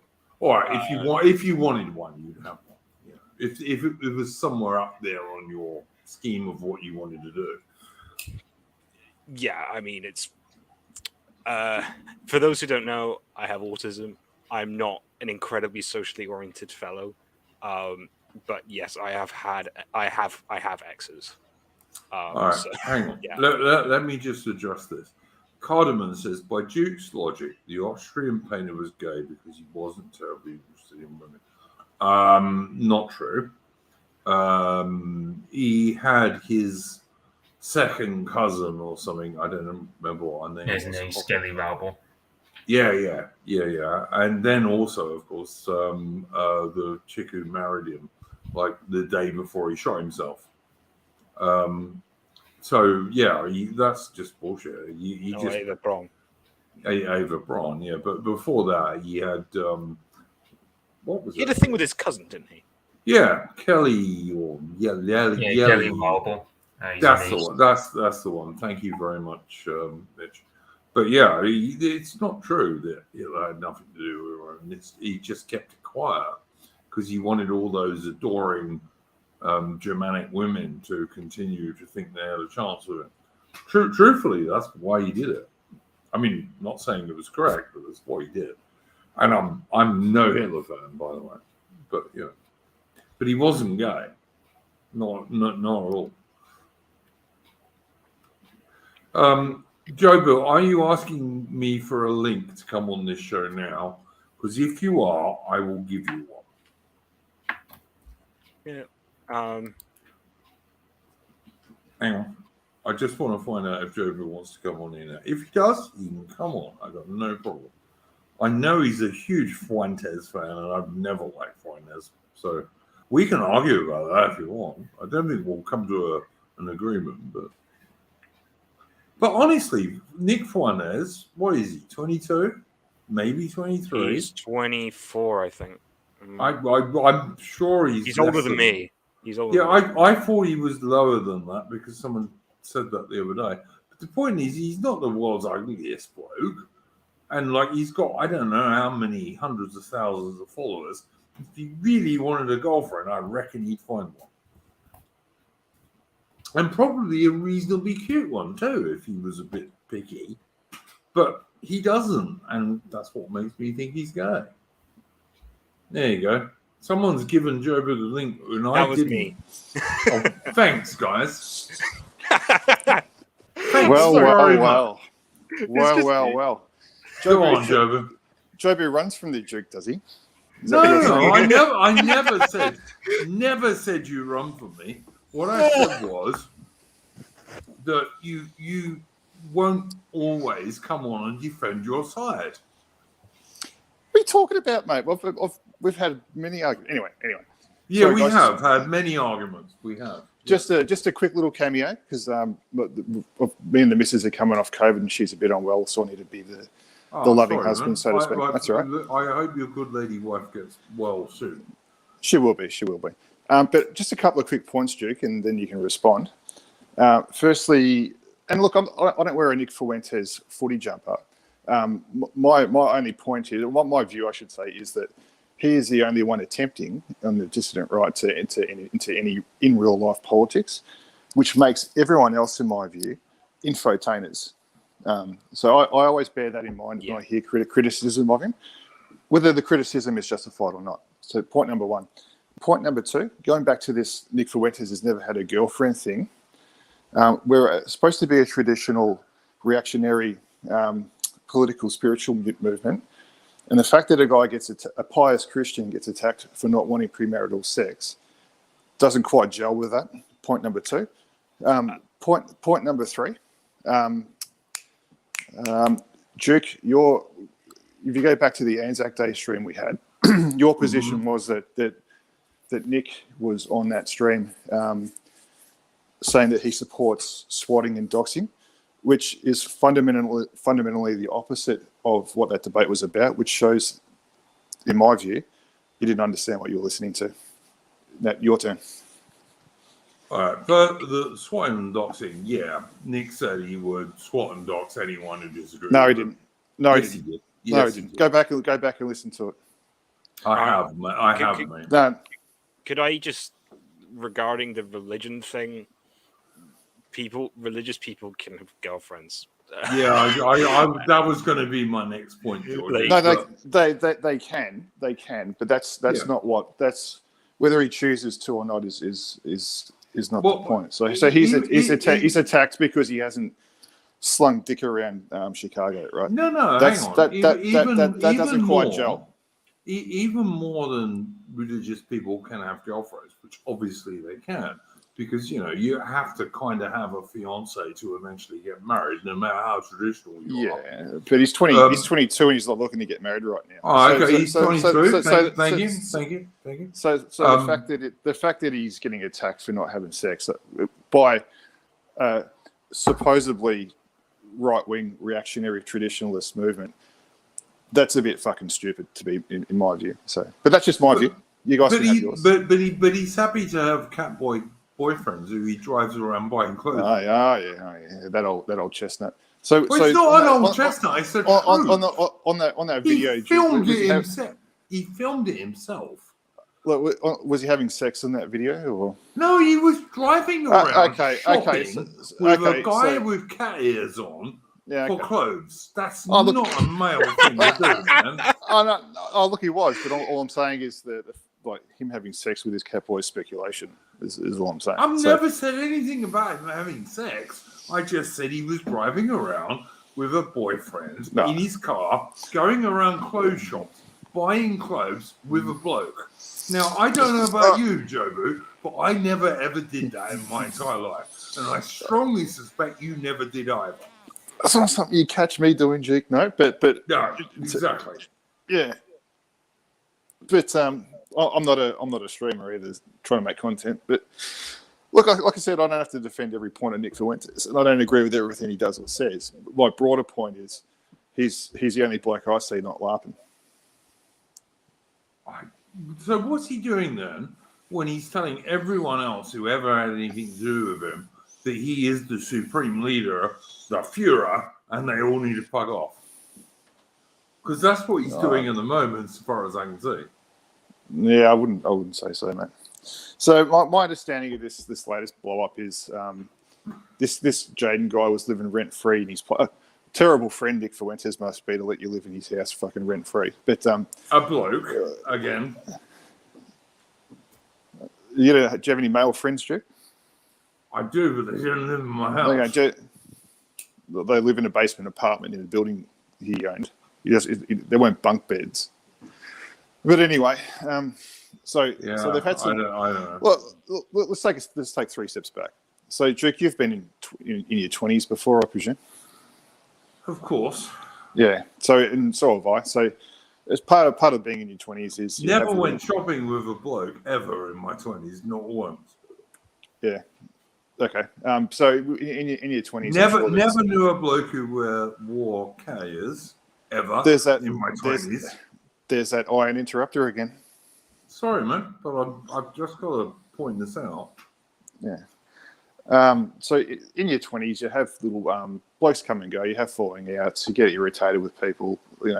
That's what I see happening here. Except that in this case, like they're extremely online and this is all playing out in public. So I don't see anything too unusual about this, to be honest.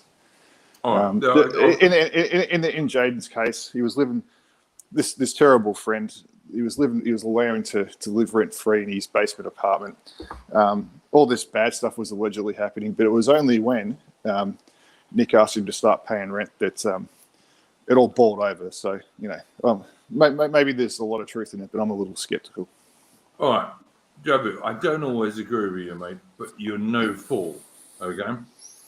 So thank you. No. Look, you're not. You're an intelligent bloke. You're always welcome to come back to my Discord. But you get niggle with my Discord sometimes because you think it's overplayed. It's not. It's just I don't want people repeating stuff to other people. But the point I would make to you is this: because I know you're an intelligent dude, you would not have been so stupid as to get into that argument with Meska. You'd never do it, nor would I. Yeah, I'll look. And this is speculation on my part, but I think that there's obviously been a lot of stuff going on behind the scenes, and my view, and I could be wrong, is that Nick felt it was time to push back one way or the other, and that's where that stream came from. And he made himself look a total twat. In your opinion, but your opinion, mate, is you're always going to make yourself. Listen, you would have done the same. I would have done the same. You cannot argue against someone like Medica, who does not have a political position and just takes the piss. You can't. Yeah. So the sensible thing is you don't do it. I agree entirely that Medica is an empty vessel, mate. But it isn't a widely held view that Nick came off second best in that. But anyway, you're entitled to your view, mate. It's a very widely held view that he made himself a total twat in that stream. I'm sorry, it is very widely held. Well, we can agree to disagree on that, mate. That's fine. Yeah, but listen, like I said, mate, we can disagree on Fuentes. I think Fuentes is the main thing we do disagree on. But apart from that, I got nothing against you at all, mate. I think you're a sensible dude. Sorry, hang on.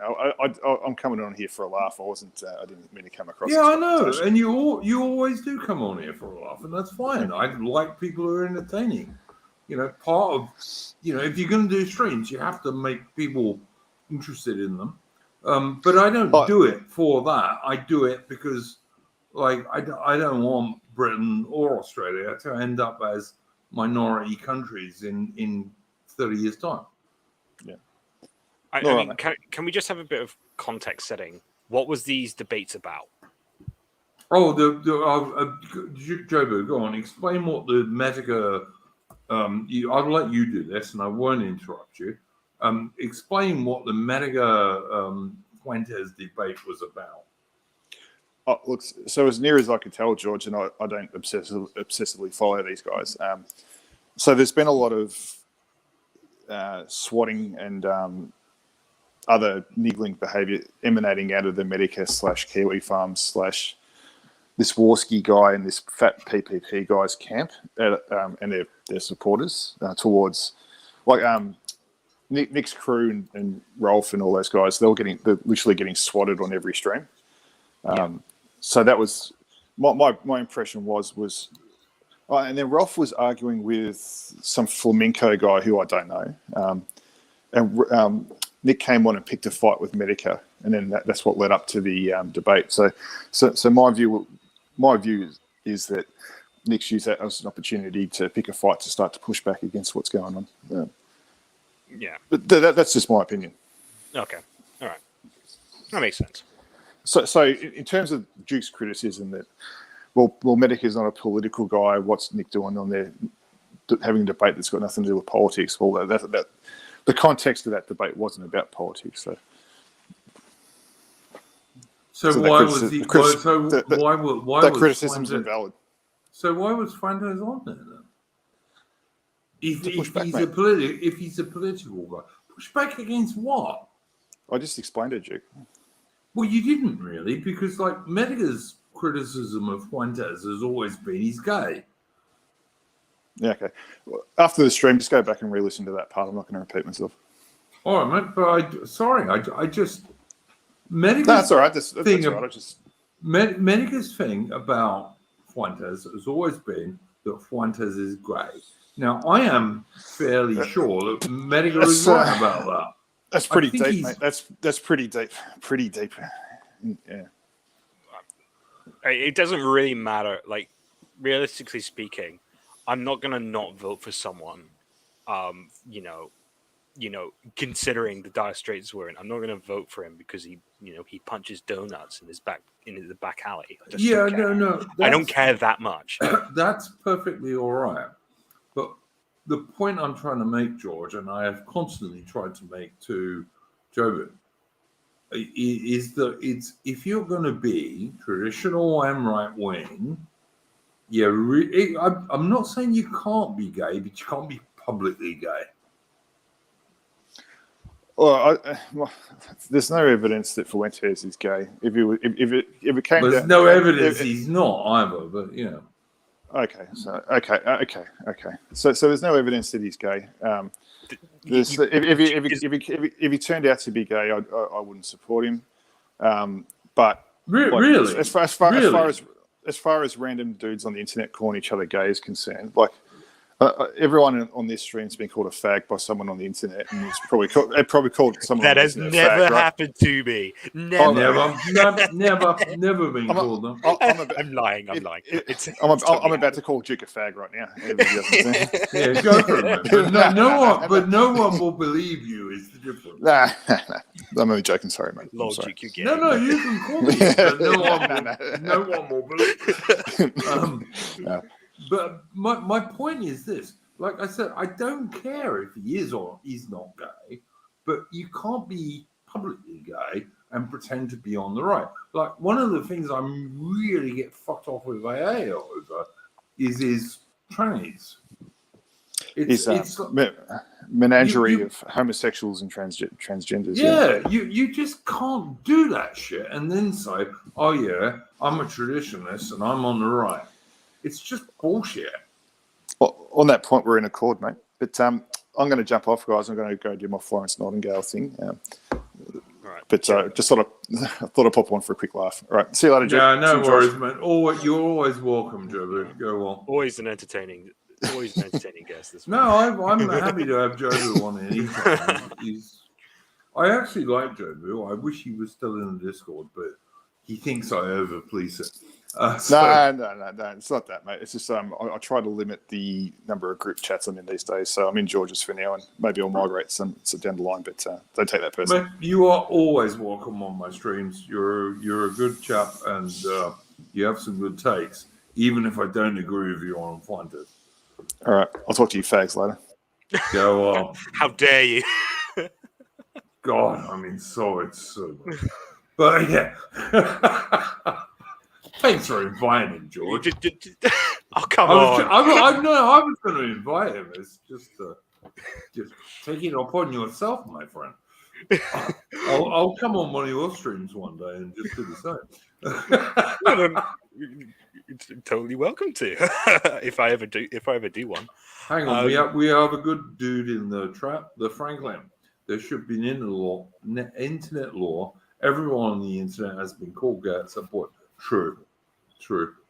And if you don't know the Franklin, he's one of the best right of center Australian streamers. I mean, if you there's actually something you can say that what was I going to say? There is a version of it called Godwin's Law, which is basically, as an internet argument progresses, the probability that Hitler will be mentioned at least once approaches 1. i.e., if an internet argument has gone on for longer than 10 minutes or so, someone's brought up Hitler. Which I don't think is entirely unreasonable law to have. Yeah, I know. The Franklin says, I was sorely missed in his stream yesterday. The Franklin, I was out until, let me think, 3 a.m. this morning. I got home at 3 a.m. this morning because I remembered I had to do this stream. So all this stuff for this stream went up really late. But I have watched your stream and it was very good. Like the Franklin does great streams. Really excellent. And the Franklin, I have invited you to my Discord several times. I will send you another invite via email when we come off this stream in about 20 minutes or so. So yeah. Oh, here we go. This is a good question. FC RFC 55. Thoughts on the RAF wanting non-white males for an event or something? And this is true. There was the RAF were doing some bloody thing that the RAF does, like an air show. So basically, there's a Top Gun sequel. Yeah, that's the one. And they wanted one of the senior recruitment officers who was like, basically, the production team approached him and basically said, "Look, we want a British fighter pilot," and he sent out a thing to all the fighter pilot squadrons, I think, and basically said, "White men need not apply," which would kind of get rid of 99% of RAF fighter squadron pilots. But well, yeah, because the requirements to be an RAF fighter pilot are something like are pretty insane because there's only about 100 of them. They get 1,000 applicants every year. You need astounding eyesight. You need a pretty high level of intelligence because you need to think very quickly, and all this, and like it can end up being quite discriminatory towards certain groups. Should we leave it at that? Well, listen. I would say, George, that my son is a Fleet Air Arm fighter pilot, and those guys have even tougher. Things. Well, they have even less fast jets. Yes, and the jets are even more expensive. And some of them, yeah, and they're flying and landing on an even narrower strip of area, and it's all pretty. Yeah, I mean, it's a pretty tough gig being a fighter pilot. Yeah. And a carrier fighter pilot is like the top of the top, basically. Yeah, absolutely. But yeah, I said, what are our thoughts on the RAF wanting non-white males for an event? I'm just traitors to Britain is the only thing I can think. Yeah, it's par for the course these days, though, isn't it? It's par for the course, unfortunately. When I was growing up, like an RAF fighter pilot was Douglas Bader or someone like Stanford Tuck. Yeah, they were British guys who were like just British guys, really. Cream of the cream, top guys. All a bit possibly, but got a bit of an upper class twinge to them. Although the RAF had plenty of sergeant pilots in the Battle of Britain, etc. Yeah, who were more middle class guys for the most part. But yeah, absolutely. If I think of an RAF fighter pilot, I think of like Stanford Tuck or Douglas Bader or Sharky Ward. If I was thinking of the Fleet Air Arm. Well, at the start of the show, you played Cavalry of the Air or something like that. Yeah. I mean, that was basically how the RAF, and in fact, air forces in general, was starting to be seen. It was like the new place where chivalry happened. One of the first dogfights ever in World War One ended with the German not killing the French fighter pilot because he saw the French fighter pilot ran out of ammunition, saluted him, and turned and went home. So there is this romantic element to the old Air Force. I mean, I don't want to over-glorify it because, of course, the RAF, like any other branch, has had its faults in the past. But, there has always been this element of upper middle class, what, and tier 6 fellas. And bandits at 10 o'clock. Yeah. Good Scott, Jerry's got up my bummer.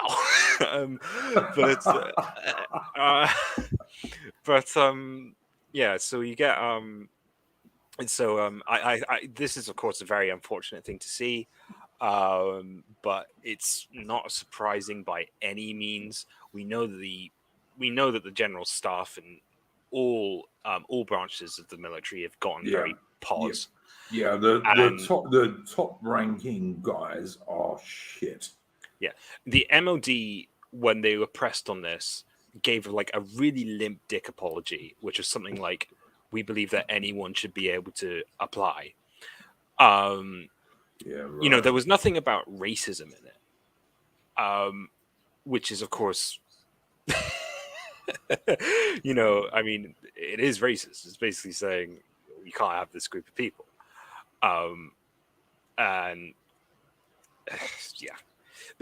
You could talk about this till the cows come home, but at the end of the day, it's just a pretty disgraceful thing from a part of the British system that should be helping and preserving Britain and not trying to play political games. Yeah, I really like the best RAF fighter pilots that could possibly intercept the most enemy bombers before they let go their missiles. That's really what I'd like, but Yeah.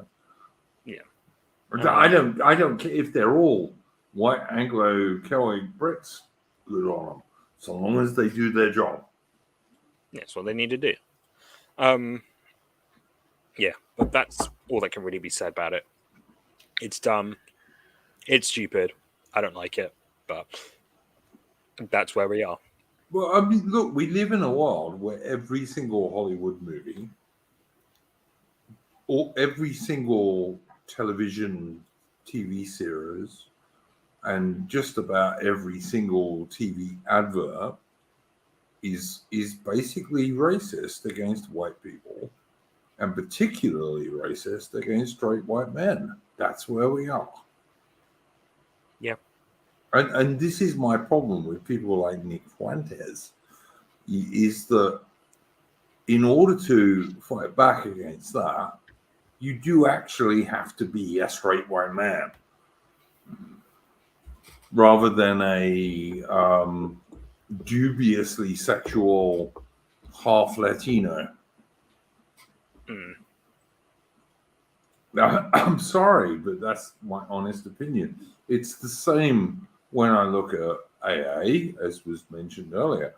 AA with his coterie of trannies, for God's sake.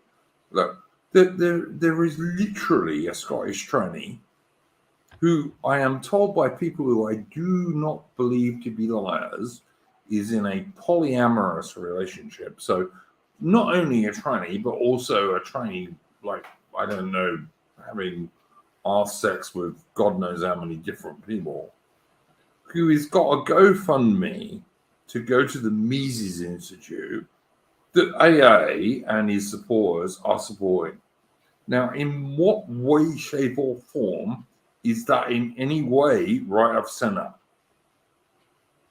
Please tell me, because I don't understand it. Maybe I'm just stupid, but to me, that is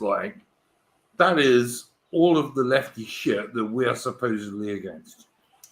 Yeah. Yeah, it's not just that. I've also seen AI trying to shill for the last season of Game of Thrones for some bizarre reason. Because apparently Game of Thrones in its last season was rated down because of that scene where all the nobility laugh at the idea of democracy, not because characters were shit or anything like that. Oh, yeah. So for those who haven't seen it, the last season of Game of Thrones is possibly one of the worst pieces of television I've ever had the misfortune of witnessing. And it started going shit after season 4. Yeah, I mean, the other thing to mention about Game of Thrones is that the entire thing, from the very beginning to the very end, is very postmodern. The book is fundamentally an anti-war, feminist, perspectivist work. It thinks that everyone has their own subjective opinions, that the ultimate goal is a struggle for power, and that, the traditional power structures are universally bad, religion bad, etc., etc. It is fundamentally it is a subversion of the fantasy trope, and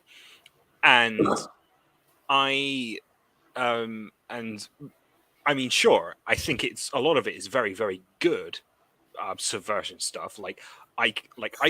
First 4 seasons. I can enjoy watching it. I've read the books. I enjoyed reading the books, acknowledging the fact that they are left-wing works. That to me, that's not a contradictory thing. George, not to be interrupting you, but just to make clear, George R.R. Martin is a self-confessed male feminist. Yeah, and the author. And he was a conscientious objector to the Vietnam War. And what's a surprise? And all that sort of things. He's been, he's quite he's a divisive character, to say the least.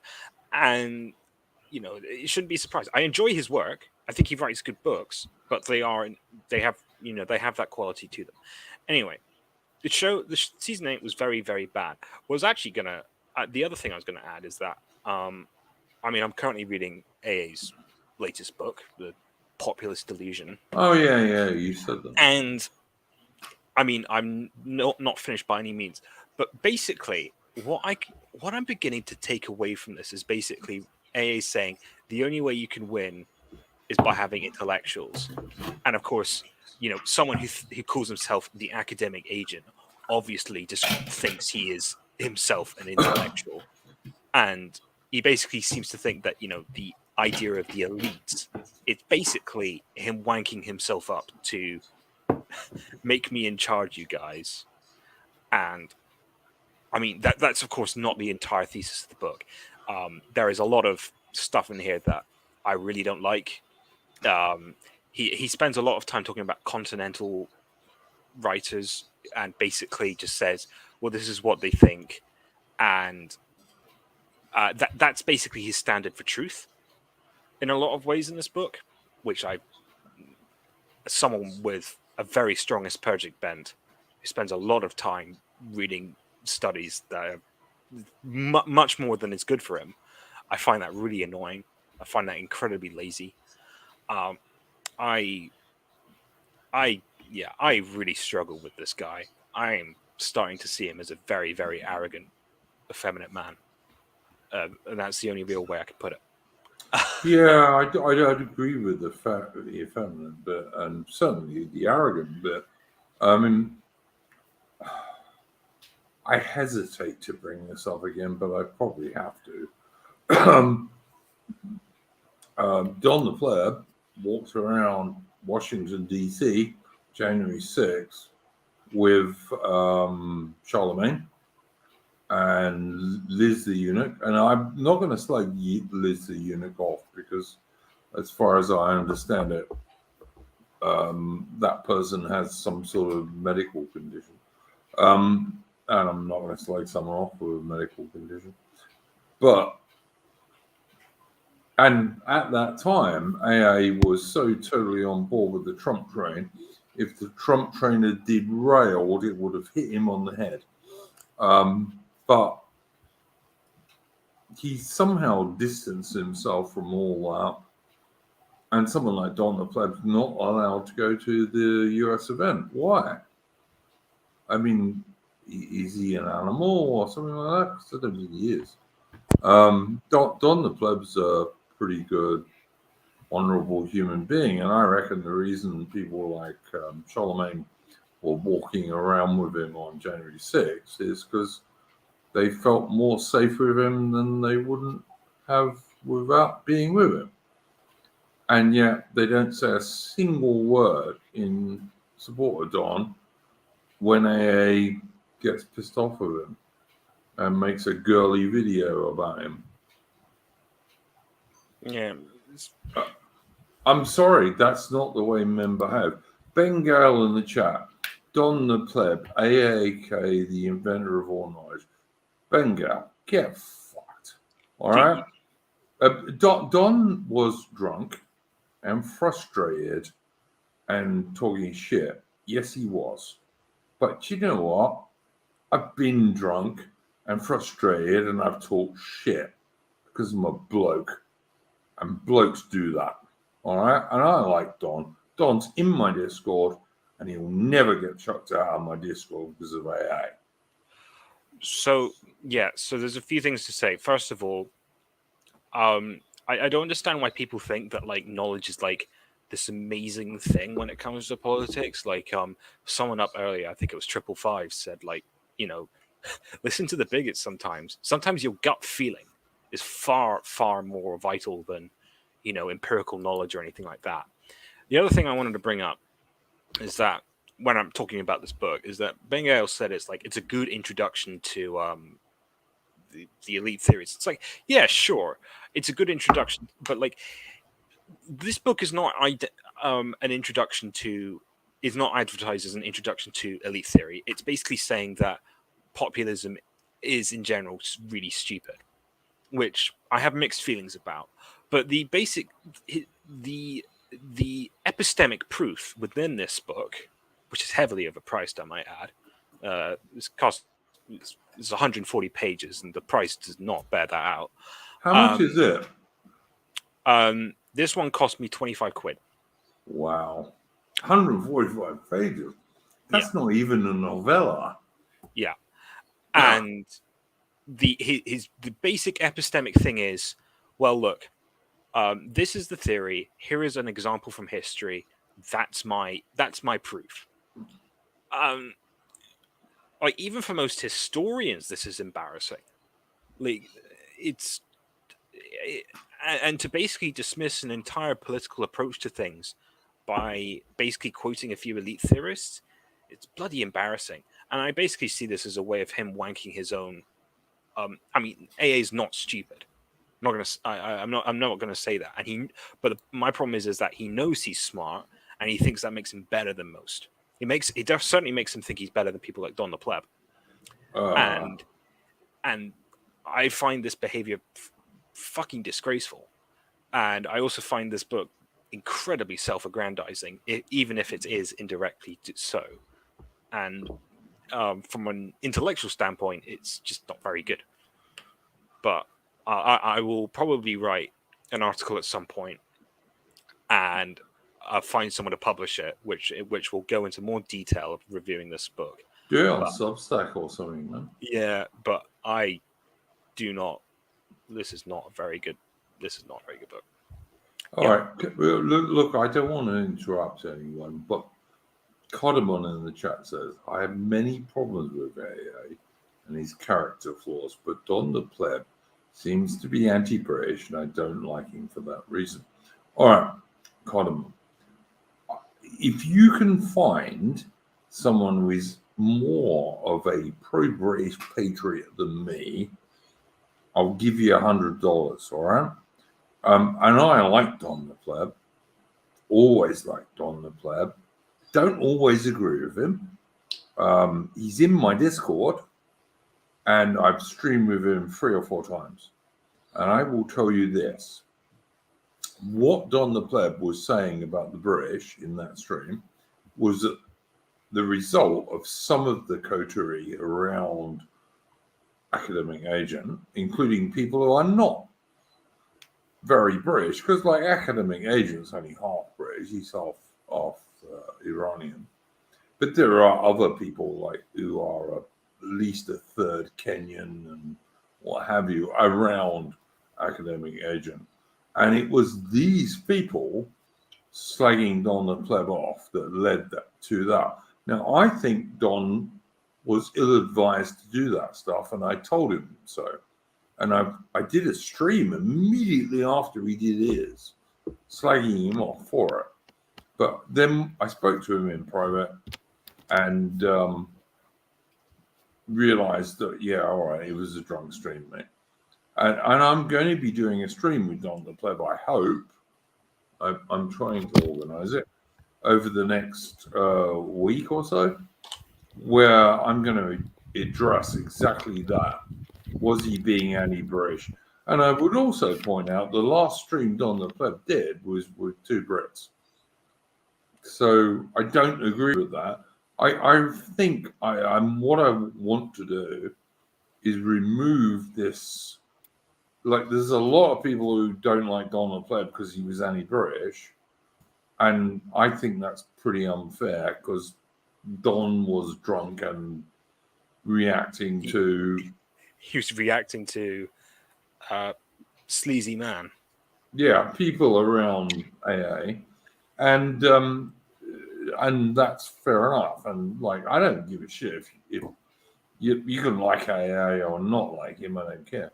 But I don't think Don the Pleb's really anti-British. It was just he'd been like pricked so many times by people around AA that he reacted in that anti-British manner. And on my stream, I said, look, America wants to nuke Britain. I'd like to see Britain nuke America. Fuck them. Like, take out New York and fucking Washington, D.C. and L.A. Trouble is, if you took out those places in America would be a bad place. But there you go. That's just me. But, you know, if you nuke London, Britain will be better off as well. So I don't totally agree with that. I do not endorse this statement. I do not endorse the statement of I think nuking anyone is a bad idea. Oh, absolutely. Yeah, we should never do that. In Minecraft, of course. Only in Minecraft. You hear me, Susan? Only in Minecraft. But yeah, but the thing is, Don's a good bloke. And if I was in peril of my life, I'd much sooner be with Don than I would with AA. And like AA has this stuff like there's an anime to LGBTQ or gay pipeline. But he has LGBTQ transvestites on his stream all the fucking time. He's a hypocrite. He's a hypocrite. I started watching anime about a month ago. I have yet to I have yet to kiss a bloke. Just keeping people updated on that. Yeah, George, look, what is more gay? Having actual LGBTQ transvestites, i.e., mentally ill men pretending to be women on your stream and promoting them so they can go to the Mises Institute, or talking about, oh, there's an anime to gay pipeline. I mean, it's a joke. It's a fucking joke.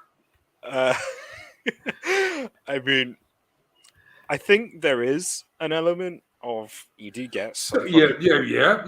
Don't disagree. You do get some elements of anime, which is like, what the fuck is going on? Yeah, no, absolutely, totally agree. And I'm not a big anime fan. But you know what? They're not already transvestites pretending, mentally ill men pretending to be fucking women who you will have on your show. I've never seen. I mean, I know they exist, but I haven't seen yet. I haven't seen a gay couple in anime or anything like that. In fact, it's all actually pretty. Very heterosexual, I should say, because it's all sort of like just about all of them have a girl meets boy sort of situation, and sort of like this sort of cute little teenage infatuations with each other and things like that. I mean, I'm sure there is stuff like that does exist, and I mean, well, I should clarify. I do know there's stuff like that does exist, but I mean, so far, I haven't stumbled into it out of my own misfortune. But yeah, like towards the people who AA associates with, look, people don't like this idea of guilt by association, and I understand them for that. But like, there's a point at which, when you're interacting with someone and you're putting them on, at which you're basically saying, I think what's going on here is okay. For example, I think if I did a stream with Amber Heard and I started interviewing her, that would basically be an endorsement of who she is. Or like when Jeffrey Epstein was alive, if I had like pictures of me talking to him, that is something that happens. And so, I'm not going to go out AA basically saying, AA, guilt by association. But then again, AA is, first of all, he's not an intellectual. People have got to get. He's an entertainer. Exactly. As I've said previously, he's an entertainer. Do not mistake him for a person of great clout or mysticism or anything. As I was just talking about, I don't even. I just like his book on the fact that it's just not very good and things like that. George, you may know this. I don't know, or maybe Mitch will. As far as I am aware, when AA was in academia, he was basically doing like explaining Shakespeare to people. He was a professor of English literature. Yeah. So the fact that, I mean, there's so many things from that.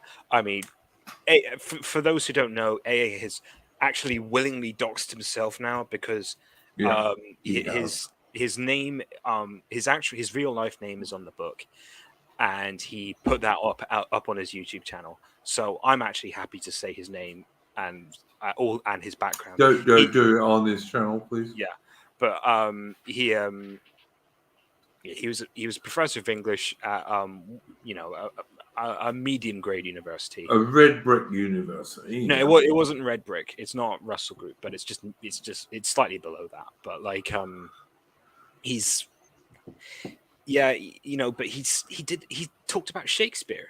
His books are about Shakespeare, and like he doesn't know any. He hasn't talked to a economics professor or a political scientist thing. And sure, there's a lot of people who there are a lot of people who in that sort of bent are a bit weird, but like he doesn't seem to really engage with what other people say apart from what he likes to hear. Well, Tory boys, George. I mean, like, I know for a fact, because I know some of the people he calls Tory boys hate the fucking Alexander Johnson Conservative pie. But he calls them Tory boys. It's such a nonsense term that. So it's just, it doesn't mean anything. Like, I was a member of the Conservative Party from 2020 to 2021. Oak, I believe, was the same.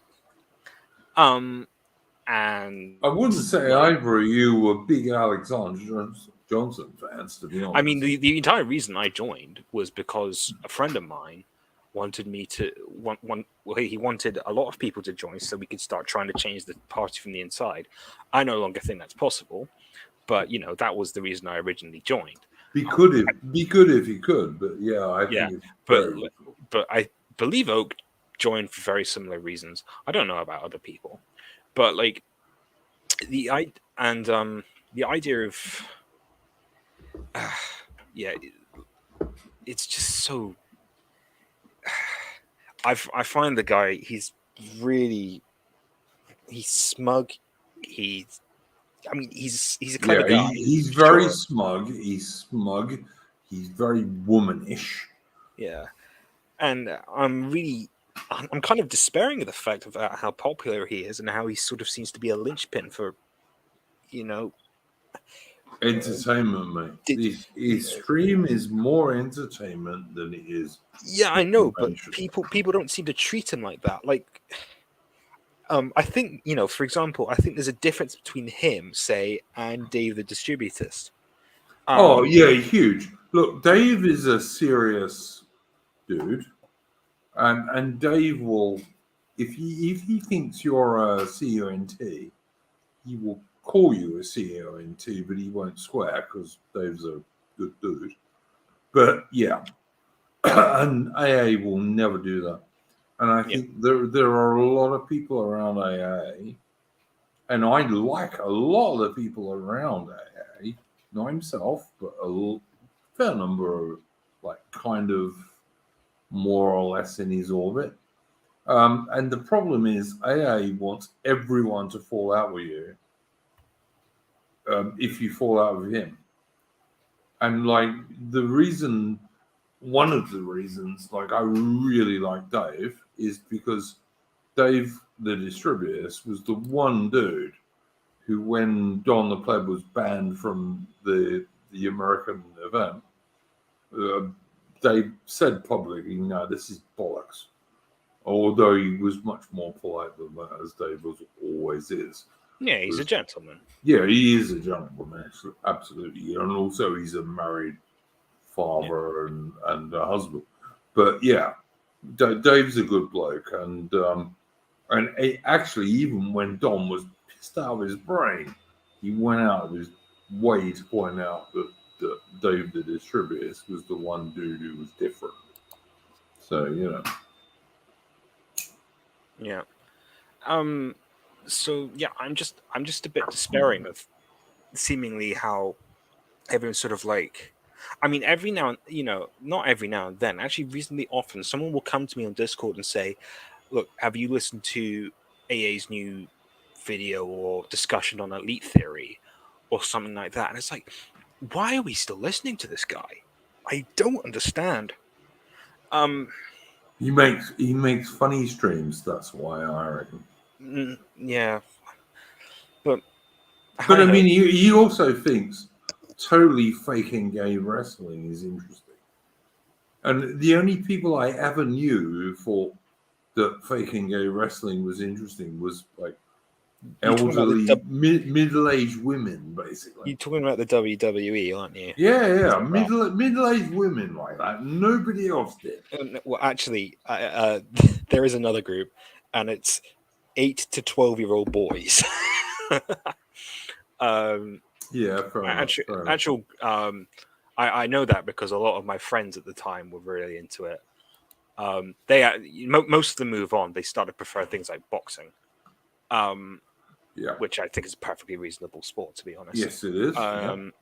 But yeah. So, but I'm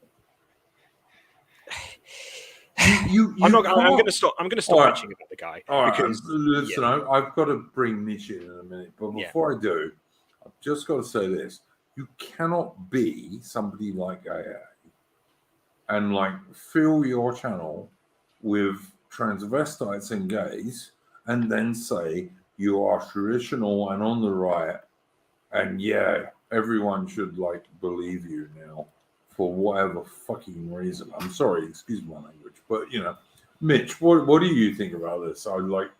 You've been quiet for a long time. I haven't really got much to say. Like George hasn't said. I mean, I don't particularly like AA. He seems to me too arrogant, and he's got too much of a sense of himself, but it just turns me off. So I just don't. And it's like I don't even find his streams entertaining anyway. It's just like fair enough in debating. Like he'll go up against Sargon, and I just think even me, he's not really one side winning. It's just two butting heads over something, and neither really wins. So it's, even the debates I don't really find massively interesting. The only thing I've got to say, really, aside from this, is unless if you want me to give updates about what happened to Bold and Bankrupt. Yeah, sure. Yeah, go on, mate. I'd like to know what happened to him and his chicken.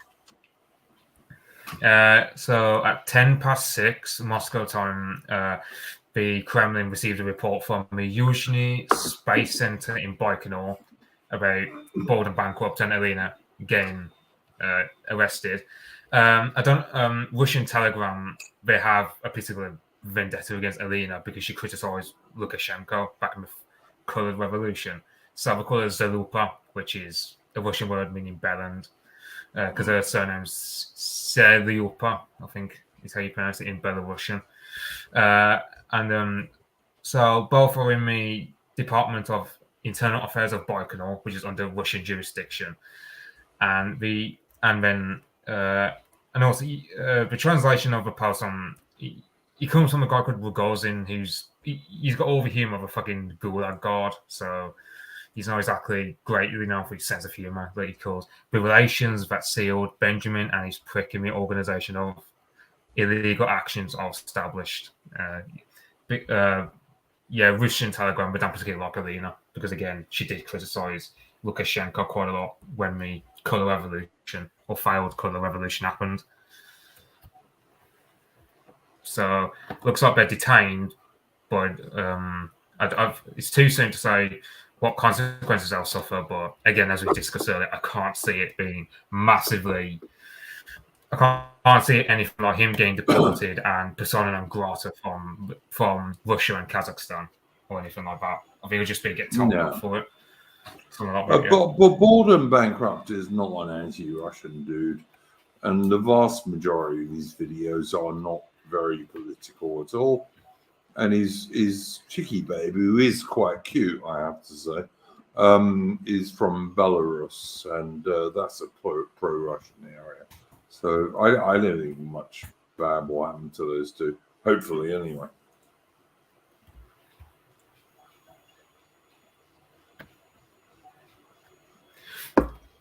Yeah. I think we've done Ukraine to death, haven't we? So I can't really think of anything.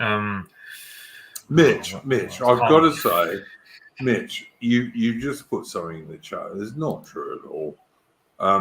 You don't have a black accent in the slightest degree. You have. It's more. You have a Staffordshire accent. You don't have a black accent, mate. Well, I'm in a black country, and sometimes a lot of the time I'll say, instead of saying going, I'll say going. Like, it varies, so it's not always I say something like a black country accent. But you don't in any way, shape, accent. You don't in any way, shape, or form have any sort of not British accent. You have a Staffordshire. He means black country as opposed to black country, a black country accent. Yeah, okay, that's fine. I got Did no you really problem with think? that. Oh my, gee, that's a bit embarrassing. Not gonna lie. No, I'm sorry. Listen, George. I listen to so many people these days, like trying to surrender their whole heritage. Yeah, exactly. No, in no way. The black country, fine, but it was called the black country because it was so industrialized.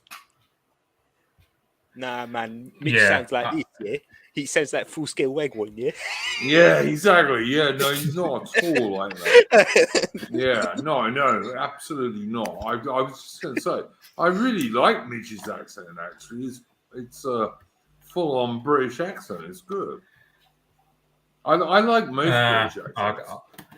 I used to like the fact that, there used to be 50 British accents at least. I mean, some estimates go like 100 years ago. There was well over 1,000 different accents in Britain. Well, believe it. Yeah, and that was cool. That was real diversity. Liam thinks I am bullish. Bengal is now taking the piss out of me and saying, "Lol, you." No, I listen. I like Mitch, and I love his Staffordshire knot, which was like the regimental badge of the Staffordshire Regiment, for God's sake. My profile pic was designed by Gabriel. So, Gabe. Oh, yeah. That's who designed it for me, Gabe. Yeah. Yeah, he designed it for me back when I was on Twitter. I like that Staffordshire knot, mate. As I said, look up Anthony Booth of the Staffordshire Regiment in the Anglo-Zulu War in 1879, who was a good VC winner. Really good guy. The Franklin says, fast forward. I just looked. Yeah, did you look him up? Did you look him up, Mitch? Yeah, his Victoria Cross. Yeah, his Victoria Cross is in Whittington, which is like a little village next to Lichfield. So I'll probably visit it soon. Cool, man. Because that's where the Staffordshire Regiment. Yeah, that's where the Staffordshire Regiment Museum is. So I'll probably visit there at some point. So I mean, last museum I visited was, like the museums around me. However, because I've been to Imperial War Museum in Stoke-on-Trent, which cool. I would say stop. Yeah, and then there's like the coal mining ones near me, which is bloody hot down. So I was sweating my balls off under like the coal mines. I'm kind of a tangent here. That's all right, man. You should learn about perfectly respectable history. Perfectly respectable. Yeah, learn about your history, man. Yeah. Yeah. I'm trying to remember where is HMS Trincomalee shouldn't be too far from you. Trincomalee. Yeah. HMS Trincomalee. Where is that, George? HMS Trincomalee. Yeah. I mean, Hartlepool. Hartlepool. Not too far. Yeah, not too far. Yeah. It's a funny name for a British ship. No. She's a beautiful 38-gun British frigate built in India, but has survived perfectly intact till today. And she's like a really good ship. Well worth a visit. And Hartlepool ain't too far from Mitch, I don't think.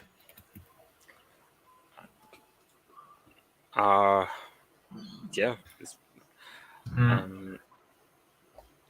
I remember once.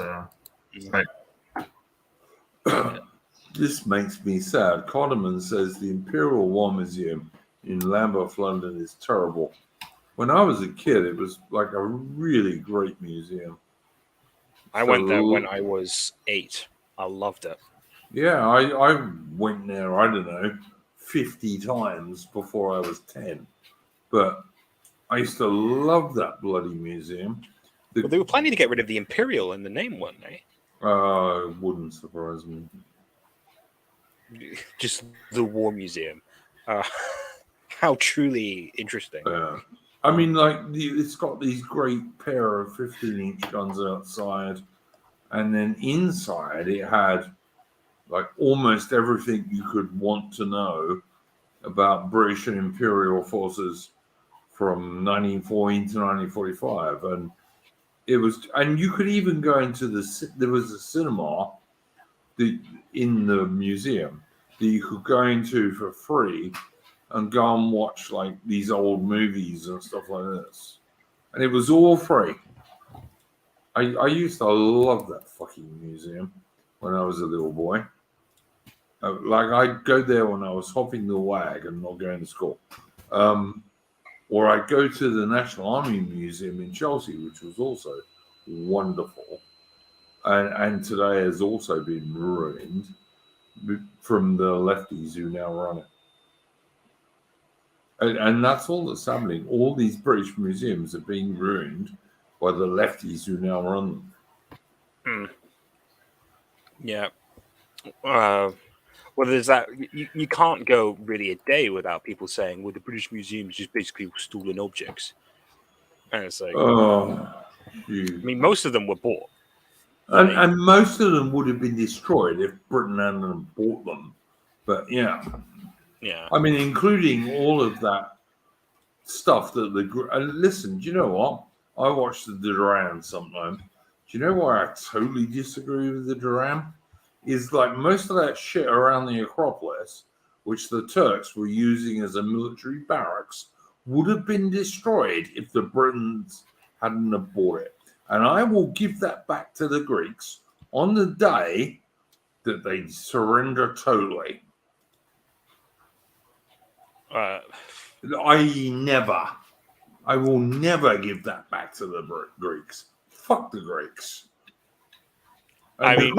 The Greeks of the Duran are not the ancient Greeks. They're not the Spartans. They're not the Athenians. No, they're not. Go ahead. I was just going to say something funny. I was just going to say, yeah, I'm a Grecophile, so, you know. Oh, yeah, as am I. I can understand why Greece wants to... I can understand why Greece wants the marbles back. Because, I mean... And the whole argument about them not being plundered, I mean, someone could say to you, well, they're not going to get plundered anytime soon, so why don't we just give them back? What would you say to that argument, as I've heard many times over? We've had them for 150 years. Fuck Greece.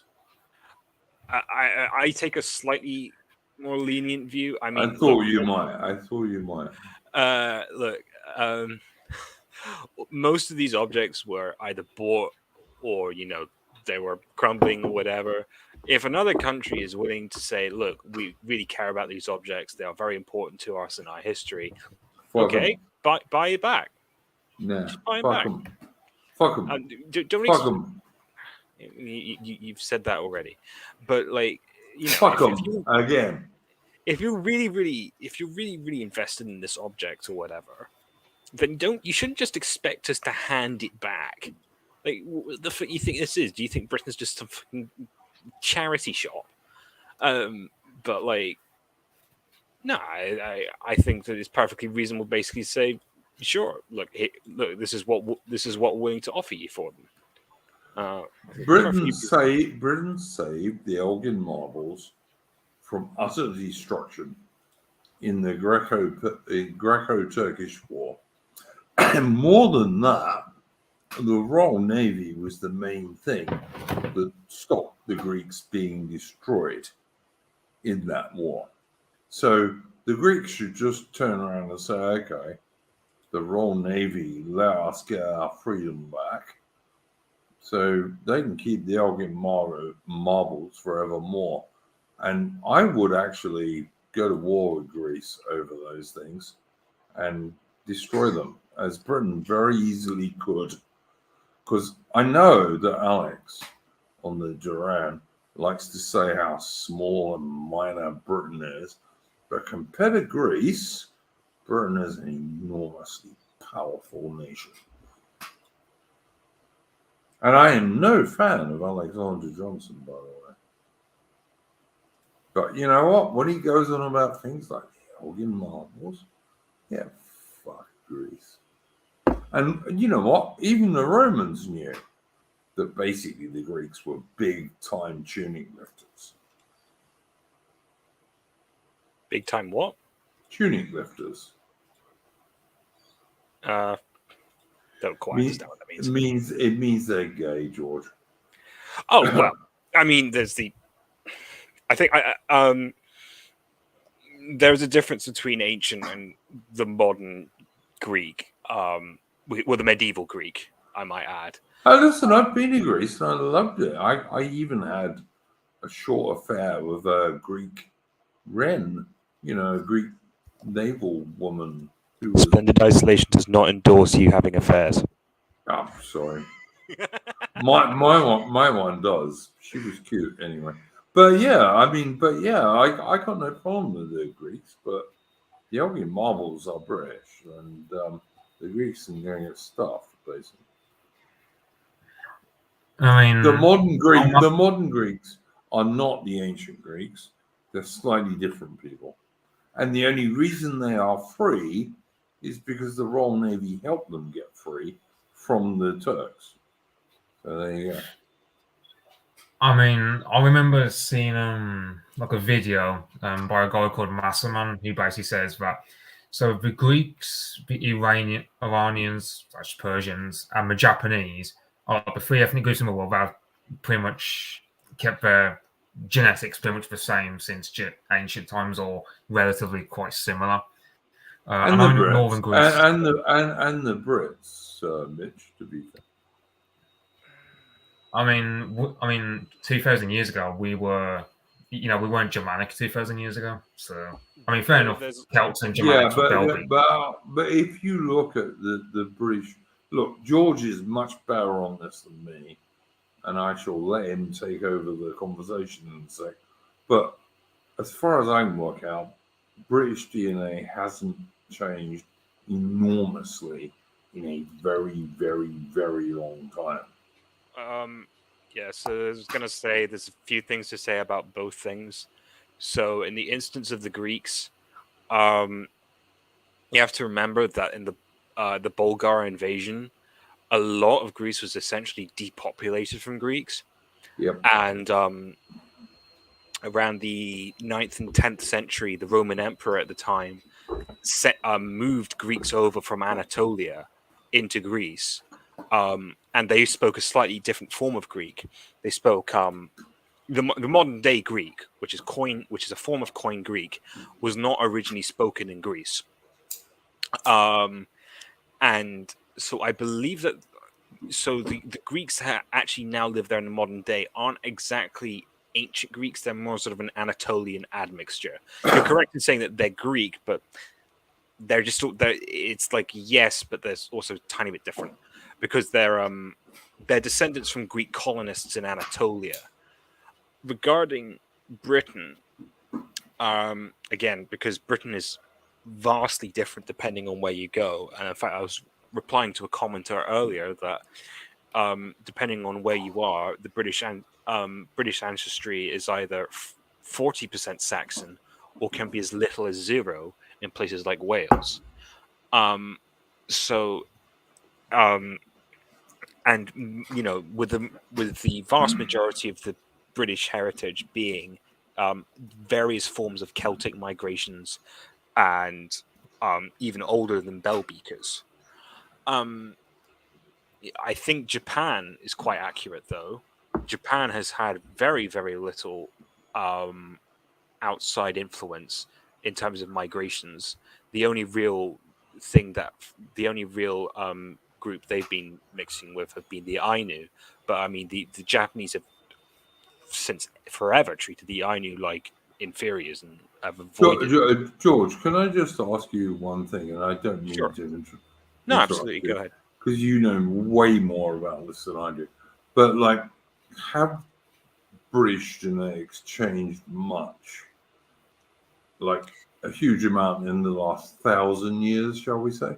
I mean, since like the 1000s. I don't think it has, is it? The level of analysis this entirely depends on the level of analysis I give you.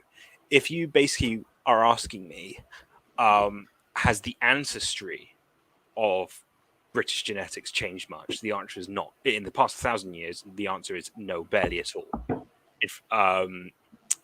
In fact, a computer will probably not pick up on it. If you're asking, has elements of the British genome, which are not necessarily related to ancestry, things like patience modifiers, intelligence modifiers, things like that, there is some evidence coming in over the past 2 or 3 years that actually, yes, the British genome has changed, but that's not because of migrations as much as it has been because of selections from agriculture, removing violent people from the genome via capital punishment and castration and things like that. So the answer is yes, but yes, the British genome has changed, but it has not changed because of migration. It's changed because of something else. All right, I got a couple of questions to ask you here, George. Sure. Obama Kang says England is as homogeneous as Japan before the 1950s. To a large degree, I think he's probably true. It's by and large about true. You also have to remember that a lot of Britain had while people of other ethnic persuasions were not necessarily barred from getting into Britain, it was just the migration policy was just a lot harder for them. Britain had a pretty open, it was pretty welcoming of Jewish refugees, for instance. But apart from that, you didn't really see very much. There were, I mean, of course, the immigration on the scale we're seeing today has never, ever, in any civilization, ever happened aside from during wars and conquest, and typically also rape. Yeah. What we are observing at the moment is definitely a historical anomaly by that count.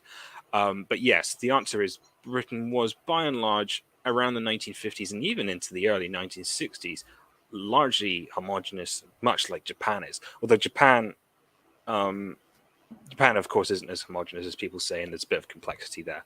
But yeah, by and large, that statement is correct. So, so we got 555 in the chat saying Vikings and Normans. Now, my initial thought to that is Vikings a little bit, but the Normans actually didn't have a huge genetic imprint on the Brits. So the Vikings, the strongest amount of Viking imprints you're going to get are the Shetlands, the Northern Highlands, and basically places around Ireland. Apart from that, there is surprisingly little DNA in modern day Yorkshire.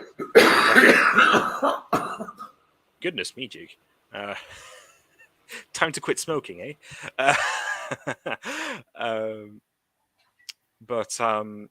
No, there is surprisingly little Viking DNA. Particularly in England, but also in large parts of Scotland, and there's basically none in Wales. The other element to talk about is the Normans. The Normans had a huge genetic impact on the upper classes, which lasts till today. You can get de Havillands and things like that still around. However, in the large areas of the population, the answer is not really no. You don't really see that. But yes, in the upper classes of British society, the Normans are actually still a sizable chunk to this day, and which is breathtaking, and by many means it shows how persistent the class structure is in Britain, for better or for worse. The other thing is, 555 has asked, were there blonde Brits 1,000 years ago? So the evolution of hair color in European populations is absolutely fascinating. And we suspect the reason for it probably is that a mixture of, you get light pressure during around 10 to 30,000 years ago.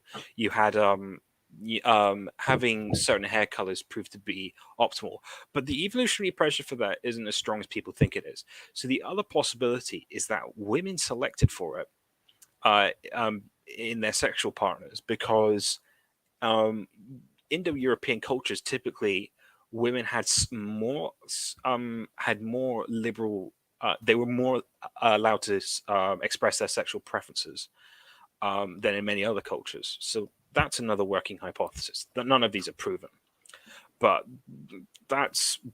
if were there blonde Brits 10,000 years ago, 1,000 years ago? Yes, there were blonde Brits probably 10,000 years ago. It's a pretty old thing.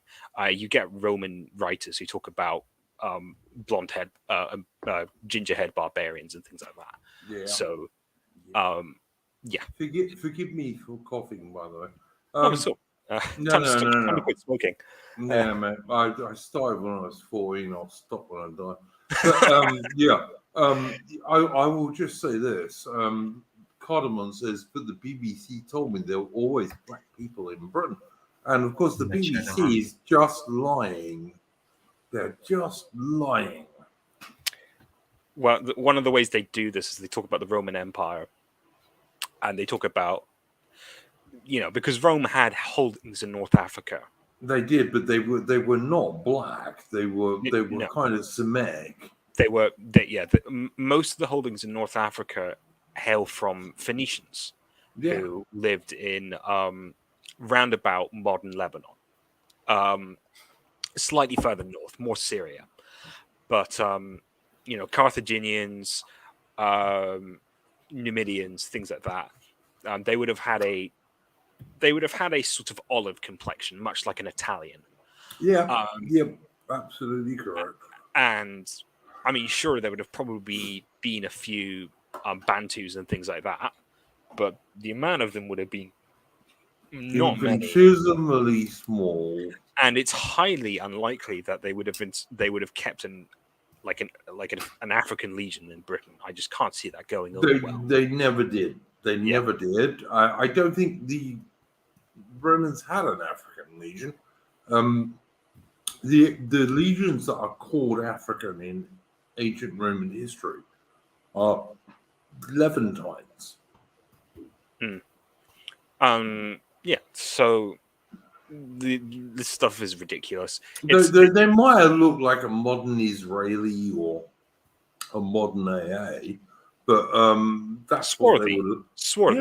Yeah. They would have looked like a modern Sicilian or something like that. Yeah.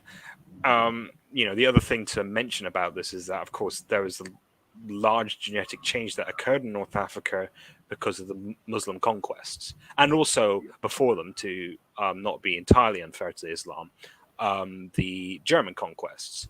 But there's been huge genetic changes in North Africa, so they do not, they have not looked now like they've always looked.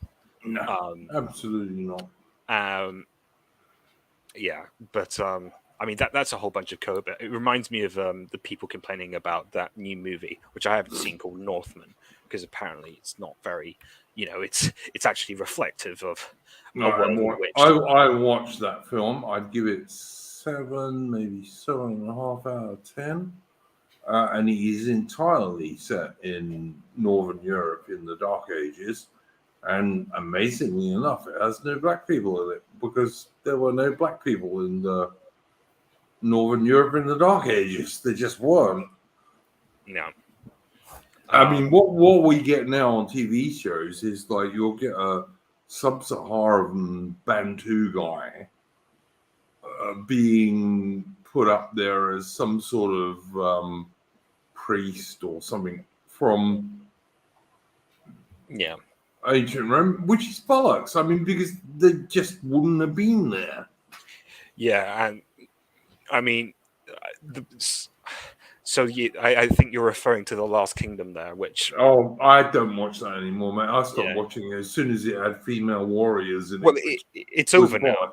It's over now, but I enjoyed it because I have to enjoy something. I watched it until the last two series, and the last two series, I think the one before the last series, started having women fighting as warriors, which didn't happen in Anglo-Saxon society ever. Yeah. But so I just stopped because I can't watch bollocks. I really gets on my nerves. But yeah, so I mean, that was the idea that the Roman Church moved a missionary from North Africa. I believe he said he was from Carthage or something. But he wouldn't have been black. Well, I mean, first of all, I don't think they would have even called it Carthage at that point. Second of all, he would have looked Germanish because that had been a Vandal kingdom at that point for well 200 years or so.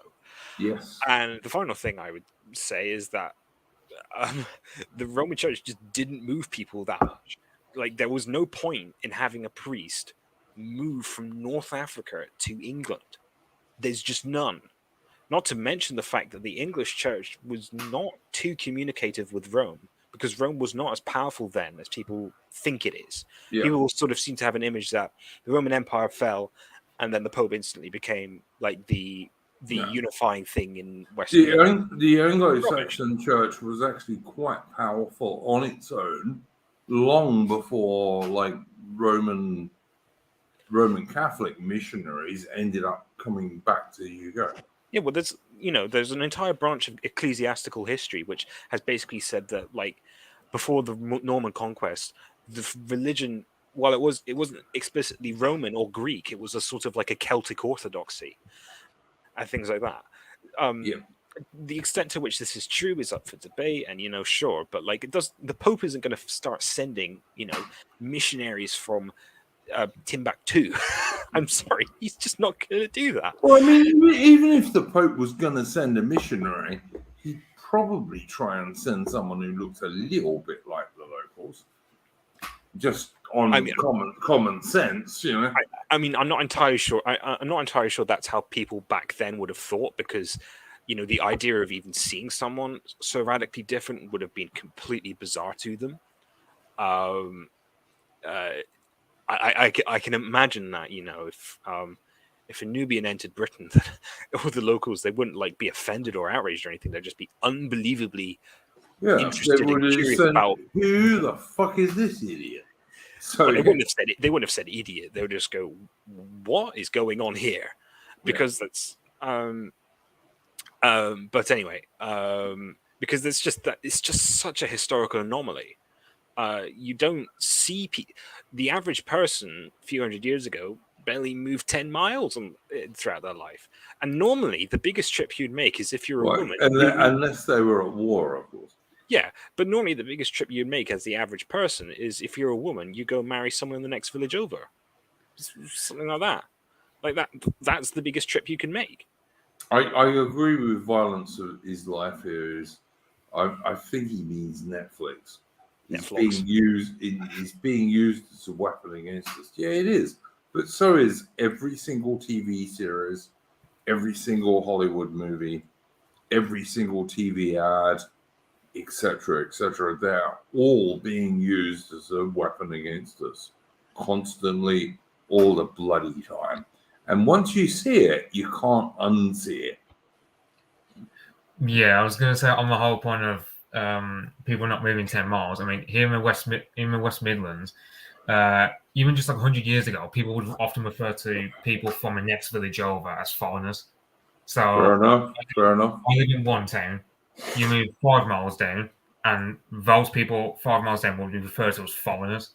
So you could have someone, say, from my town marrying someone from another town 5 miles down the road, and people will talk about that as though it's like, I don't know, like an Englishman marrying a Chinese woman. Like, that's the mate. Like, we were very, like, I don't, like, people in West Midlands tend to be very insular. So especially like the whole diversity stuff is a lot of BS, especially here. When, for example, I suppose like the most fun thing we've got is so there's a place called Stourbridge in my black country, which even back in the days of the Civil War, it was a massive manufacturing area, and it was very attractive towards Germans and Huguenots. So when you go to Stourbridge, you'll notice a lot of German and Huguenot surnames, even to a point where people around Stourbridge, not from Stourbridge, but like people from villages around it, will often refer to people from Stourbridge as like foreigners, as continentals or frogs or crepes, depending on the person they're talking to. So seems reasonable. Someone is asking us a question here, George. Look, I'm. If I was going to answer this, I'll answer it one way. But he's asking you.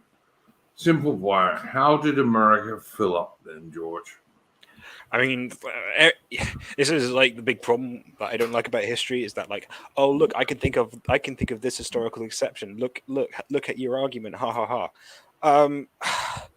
Yeah, sure, America existed, but even then, someone typically would move from one discrete location. For example, modern day Virginians largely came from southern England, and then they never left.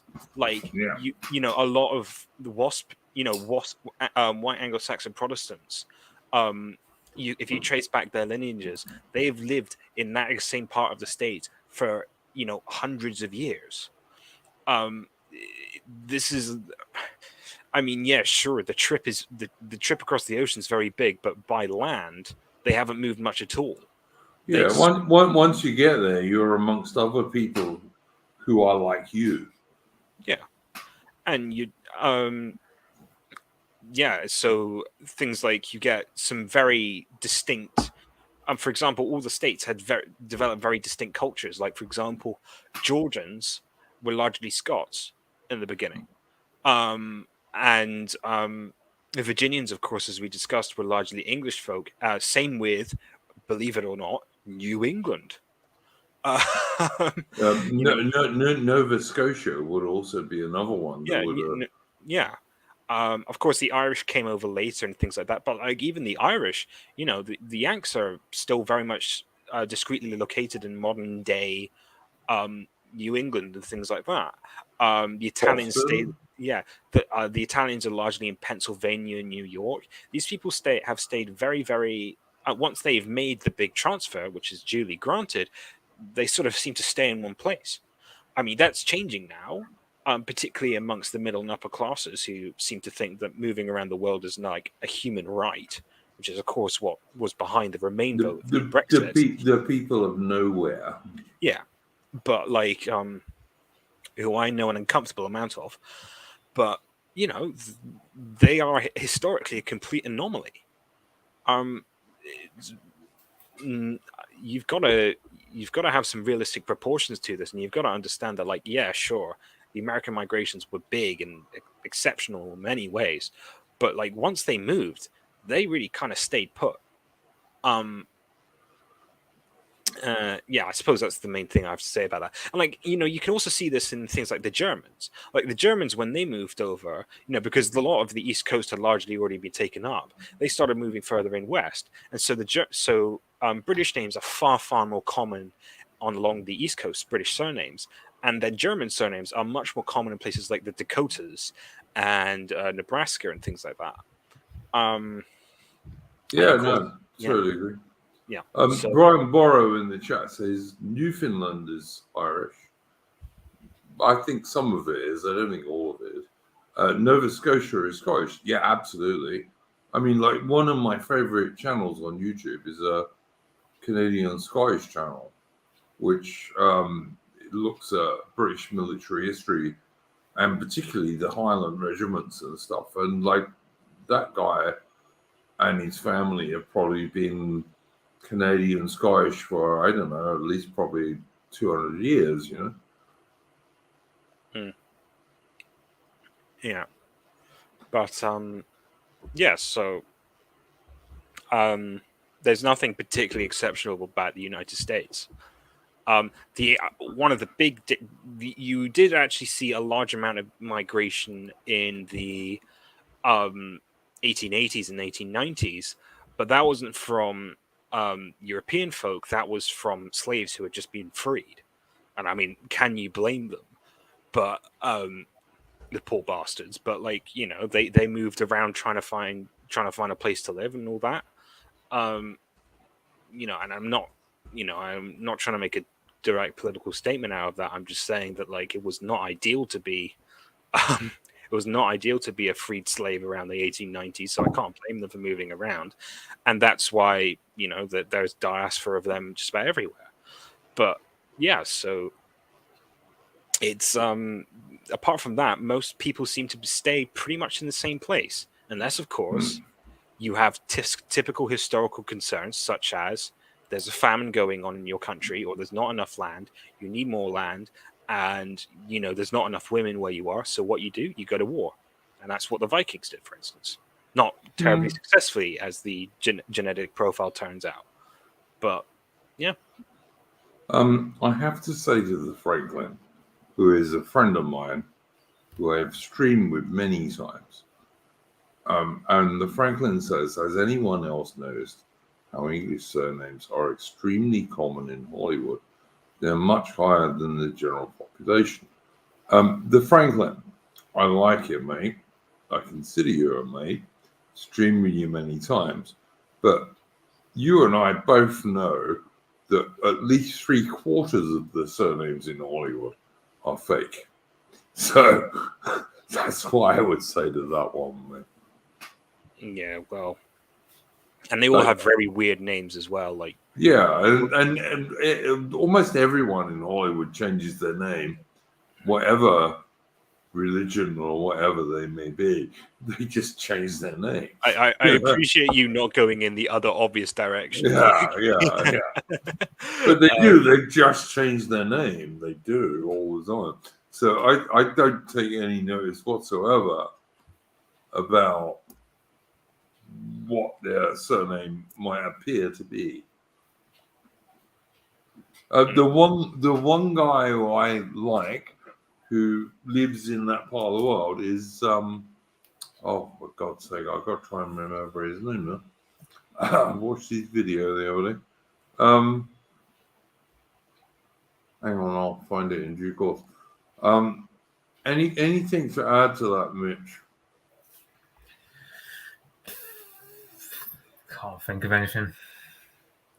I mean, English surnames being common in Hollywood, I thought that was just because us Anglos tend to dominate the drama industry, like in terms of like acting and whatever. I was just thought it was because of that. I mean, yeah, I was just assuming it was because of that. I mean, you get, for example, Game of Thrones, as we mentioned earlier. I mean, it's got loads of English actors because Americans love to hire from us. So, yeah. In general, there seems. I mean, you know, there are some pretty dominant ethnic groups in America, like, you know, of course, the Ashkenazi and the Indians and things like that. But you have to remember that still, one of the most dominant ethnic groups that no one seems to talk about is white Anglo-Saxon Protestants, which are still one of the richest groups in the United States. To this day, sure, they've diminished in numbers, sure, but as a group, you know, they wield a lot of power. And you know, really now, yeah. I'm not sure about now, mate. To be honest, but yeah, maybe. They've decreased as a share of the population, but as a part of their share, they wield a lot of power in proportion to other groups, which, you know. All right, maybe. The dude I was gonna say people should look up is David Cole. He lives in Hollywood, and he's a Jewish dude, but he's also a revisionist about the Holocaust. He doesn't think it didn't happen. He just thinks it's overrated by about 2 million people. So disavow. No, I think he's actually right, to be honest with you, George. And this dude is Jewish. I'm not. He is. Let's be really careful what we say here. Well, okay, only for the sake of YouTube, though. I wonder if you get that second laugh off here. I mean, listen, the 6 million thing is like, it's not a 1945 or 46 thing, it's a 1960 thing. It is. So, you know, I am not saying for one single second that the Nazis didn't kill vast numbers of Jewish people, including many women and children, because they did, and very cruelly.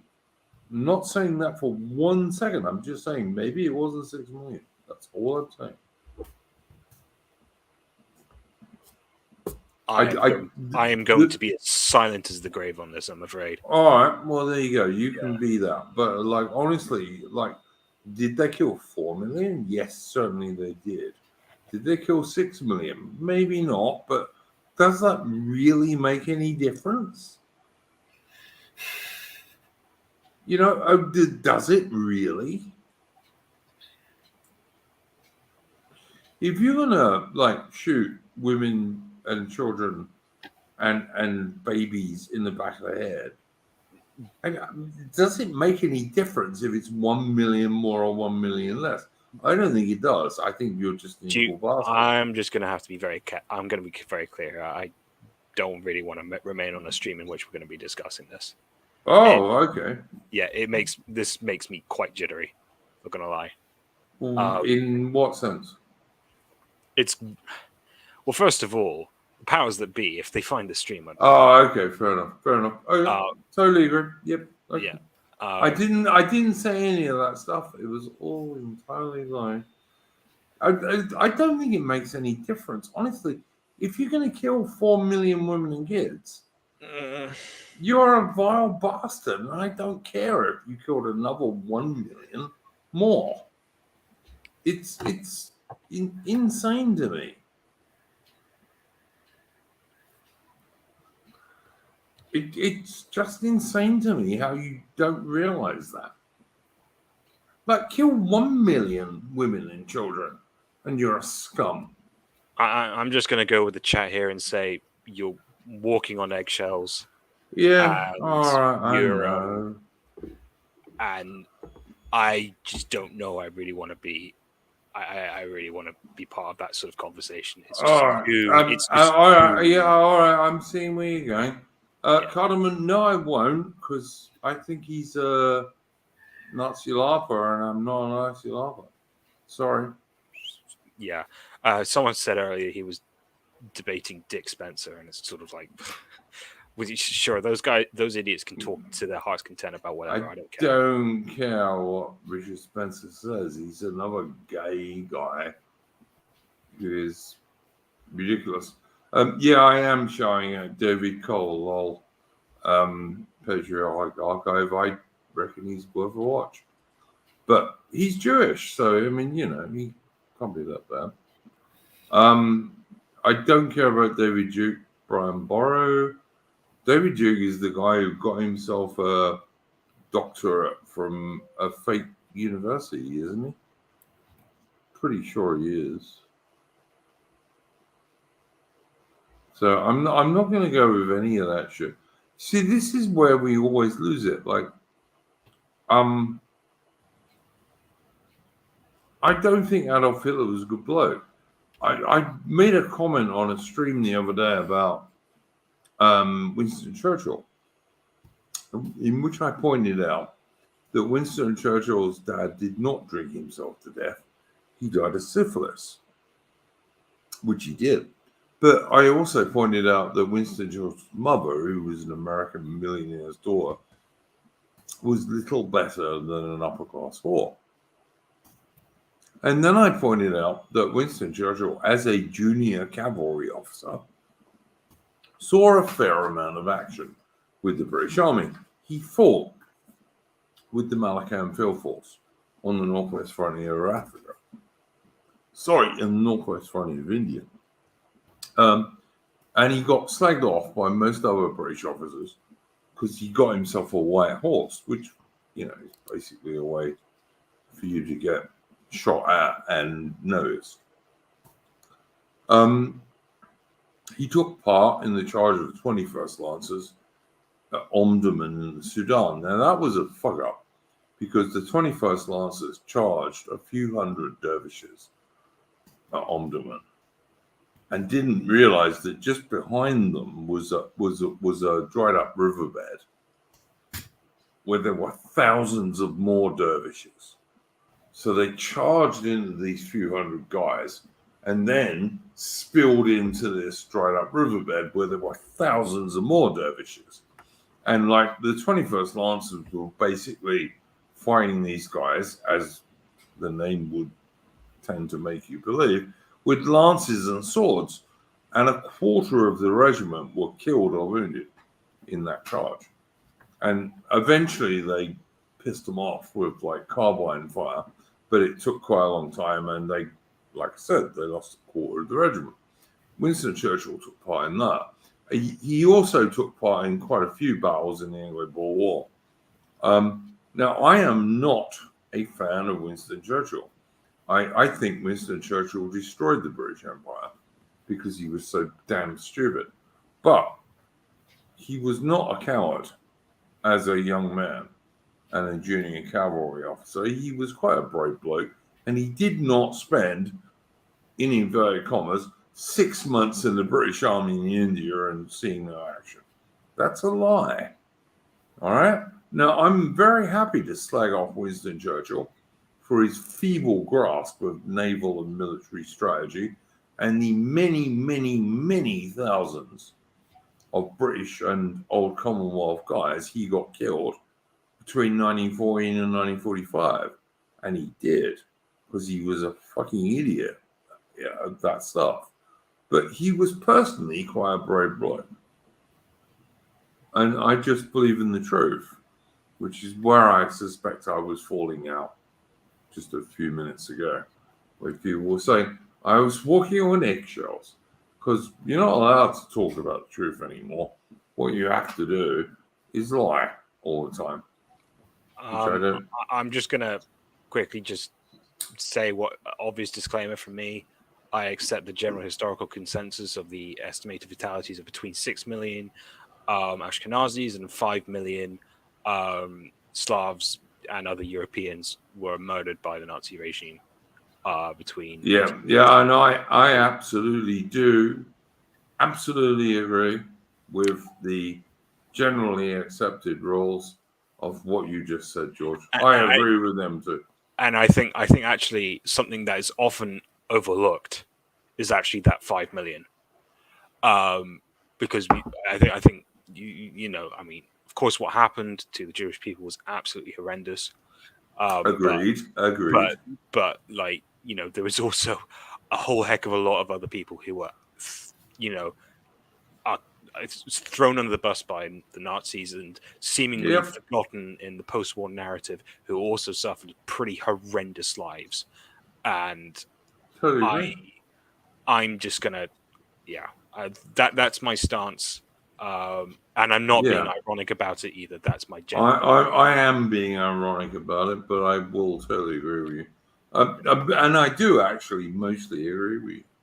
But I am being ironic because, you know, we're not allowed to talk about what really happened. We have to take accepted versions, which pisses me off a bit, to be honest, sometimes.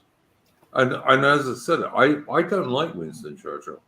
I'm trying to do a stream of Horace, which may or may not happen because we send each other emails that go astray for 2 weeks.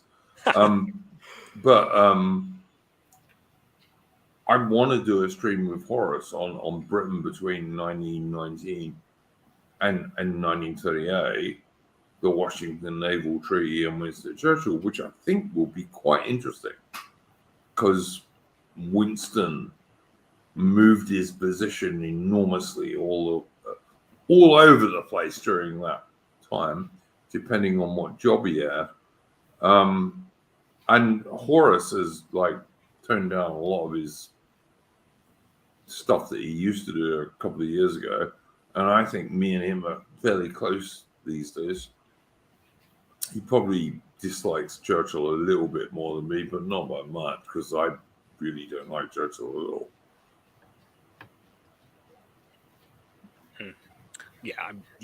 Churchill's not a archetypal hero by any means. I don't think. Certainly not if you're British. No. No. I'd like him more if I was American. He had some good qualities. I would even dare to say that he was probably a good man. Was he a good strategist? No. I don't think he was a good man at all, to be honest. But he was personally brave, and he wrote well. Are the only two things I would give him anything for, to be honest. I think his rhetorical ability is also quite astounding. But even if the way it sounded in his speeches was very weird, I think anyone who goes ahead and fellatios Churchill is probably, they're a tiny bit misguided, I'd say. But yeah, absolutely. Lee Ham in the chat. If Churchill was a cavalry officer, and he was a lieutenant in charge of maybe 30 or 40 cavalry troopers at best, how did he get the job as First Lord of the Armoury? That is a very good question. It's a political appointment. Yeah. And the first thing he did when he got that job in World War One was kill thousands of British reservist Royal Navy people attacking Graf Spee and his German Eastern Fleet, his German Eastern Squadron at Coronel. First thing he did. And they couldn't win. They had no chance of winning. He just got them killed. And they were very brave. They fought to the bloody end, all of them. And most of them had only been on those ships for a few months. And they were vastly weaker than von Spee's squadron, and they had no chance whatsoever. And Churchill made it very clear to Admiral Craddock, who was in charge, who was a good bloke, that if he didn't fight, he'd be court-martialed. Even though Craddock pointed out, we can't win.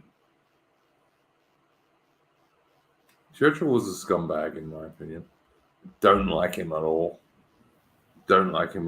My granddad, right, long before I ever got into right-wing politics, my grandfather said he was a warmongering bastard and never liked him.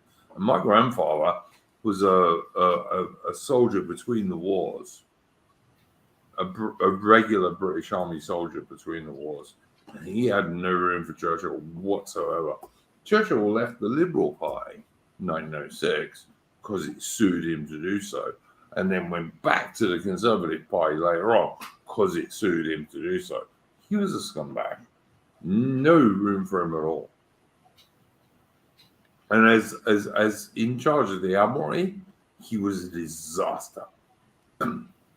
All Australians and New Zealanders know him, of course, because of Gallipoli.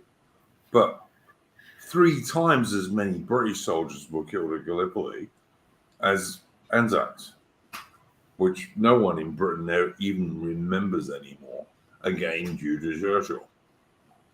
The Singapore fortress in the Far East, which was the main Royal Navy base in the Far East, was never finished because when Churchill was Chancellor of the Exchequer, he wouldn't provide enough money to finish it. The man was a scumbag. I'm sorry, he was a scumbag. And his mother, who he adored, his American millionaire's daughter mother, who he adored, was an upper-class whore at best. And he never realized that Britain and America did not have the same interests. Never, ever recognized that in his entire life. I think I'm gonna call it a night here. No worries, mate. I think we're nearly finished anyway. But sorry, I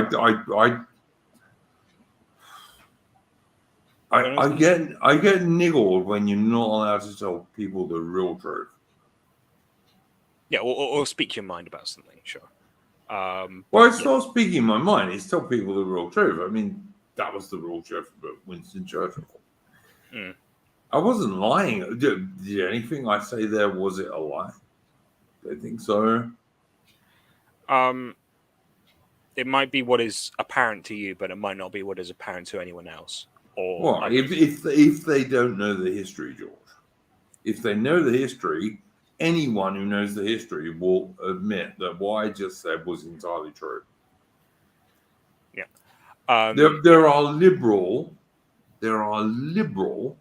social liberal, YouTube channels about naval history that will totally admit what I just said about Craddock and his reservists being slaughtered by von Spee's German Far East Squadron because of Churchill.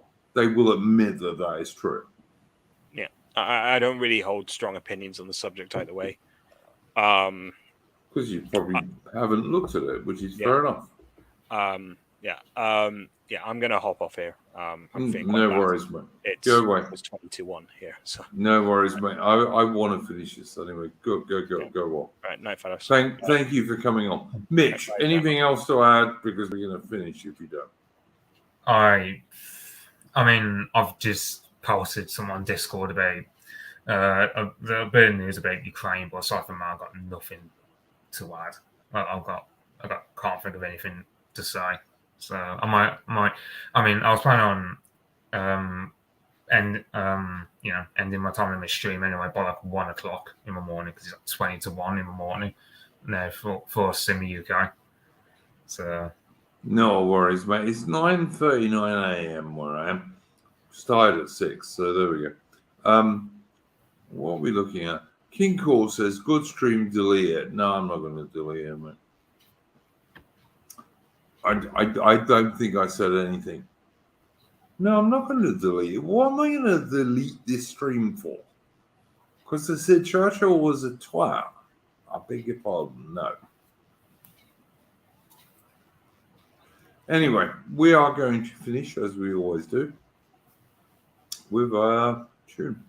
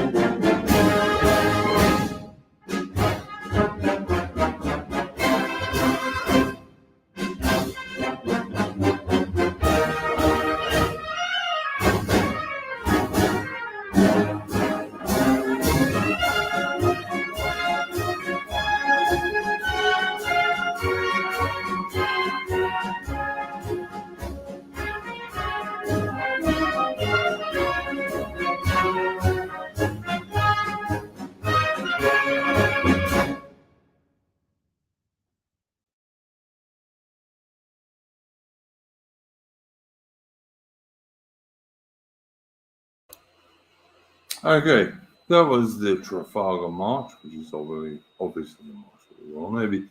Just to be clear to YouTube, I accept every single thing that the mainstream media, and YouTube, and everybody else says.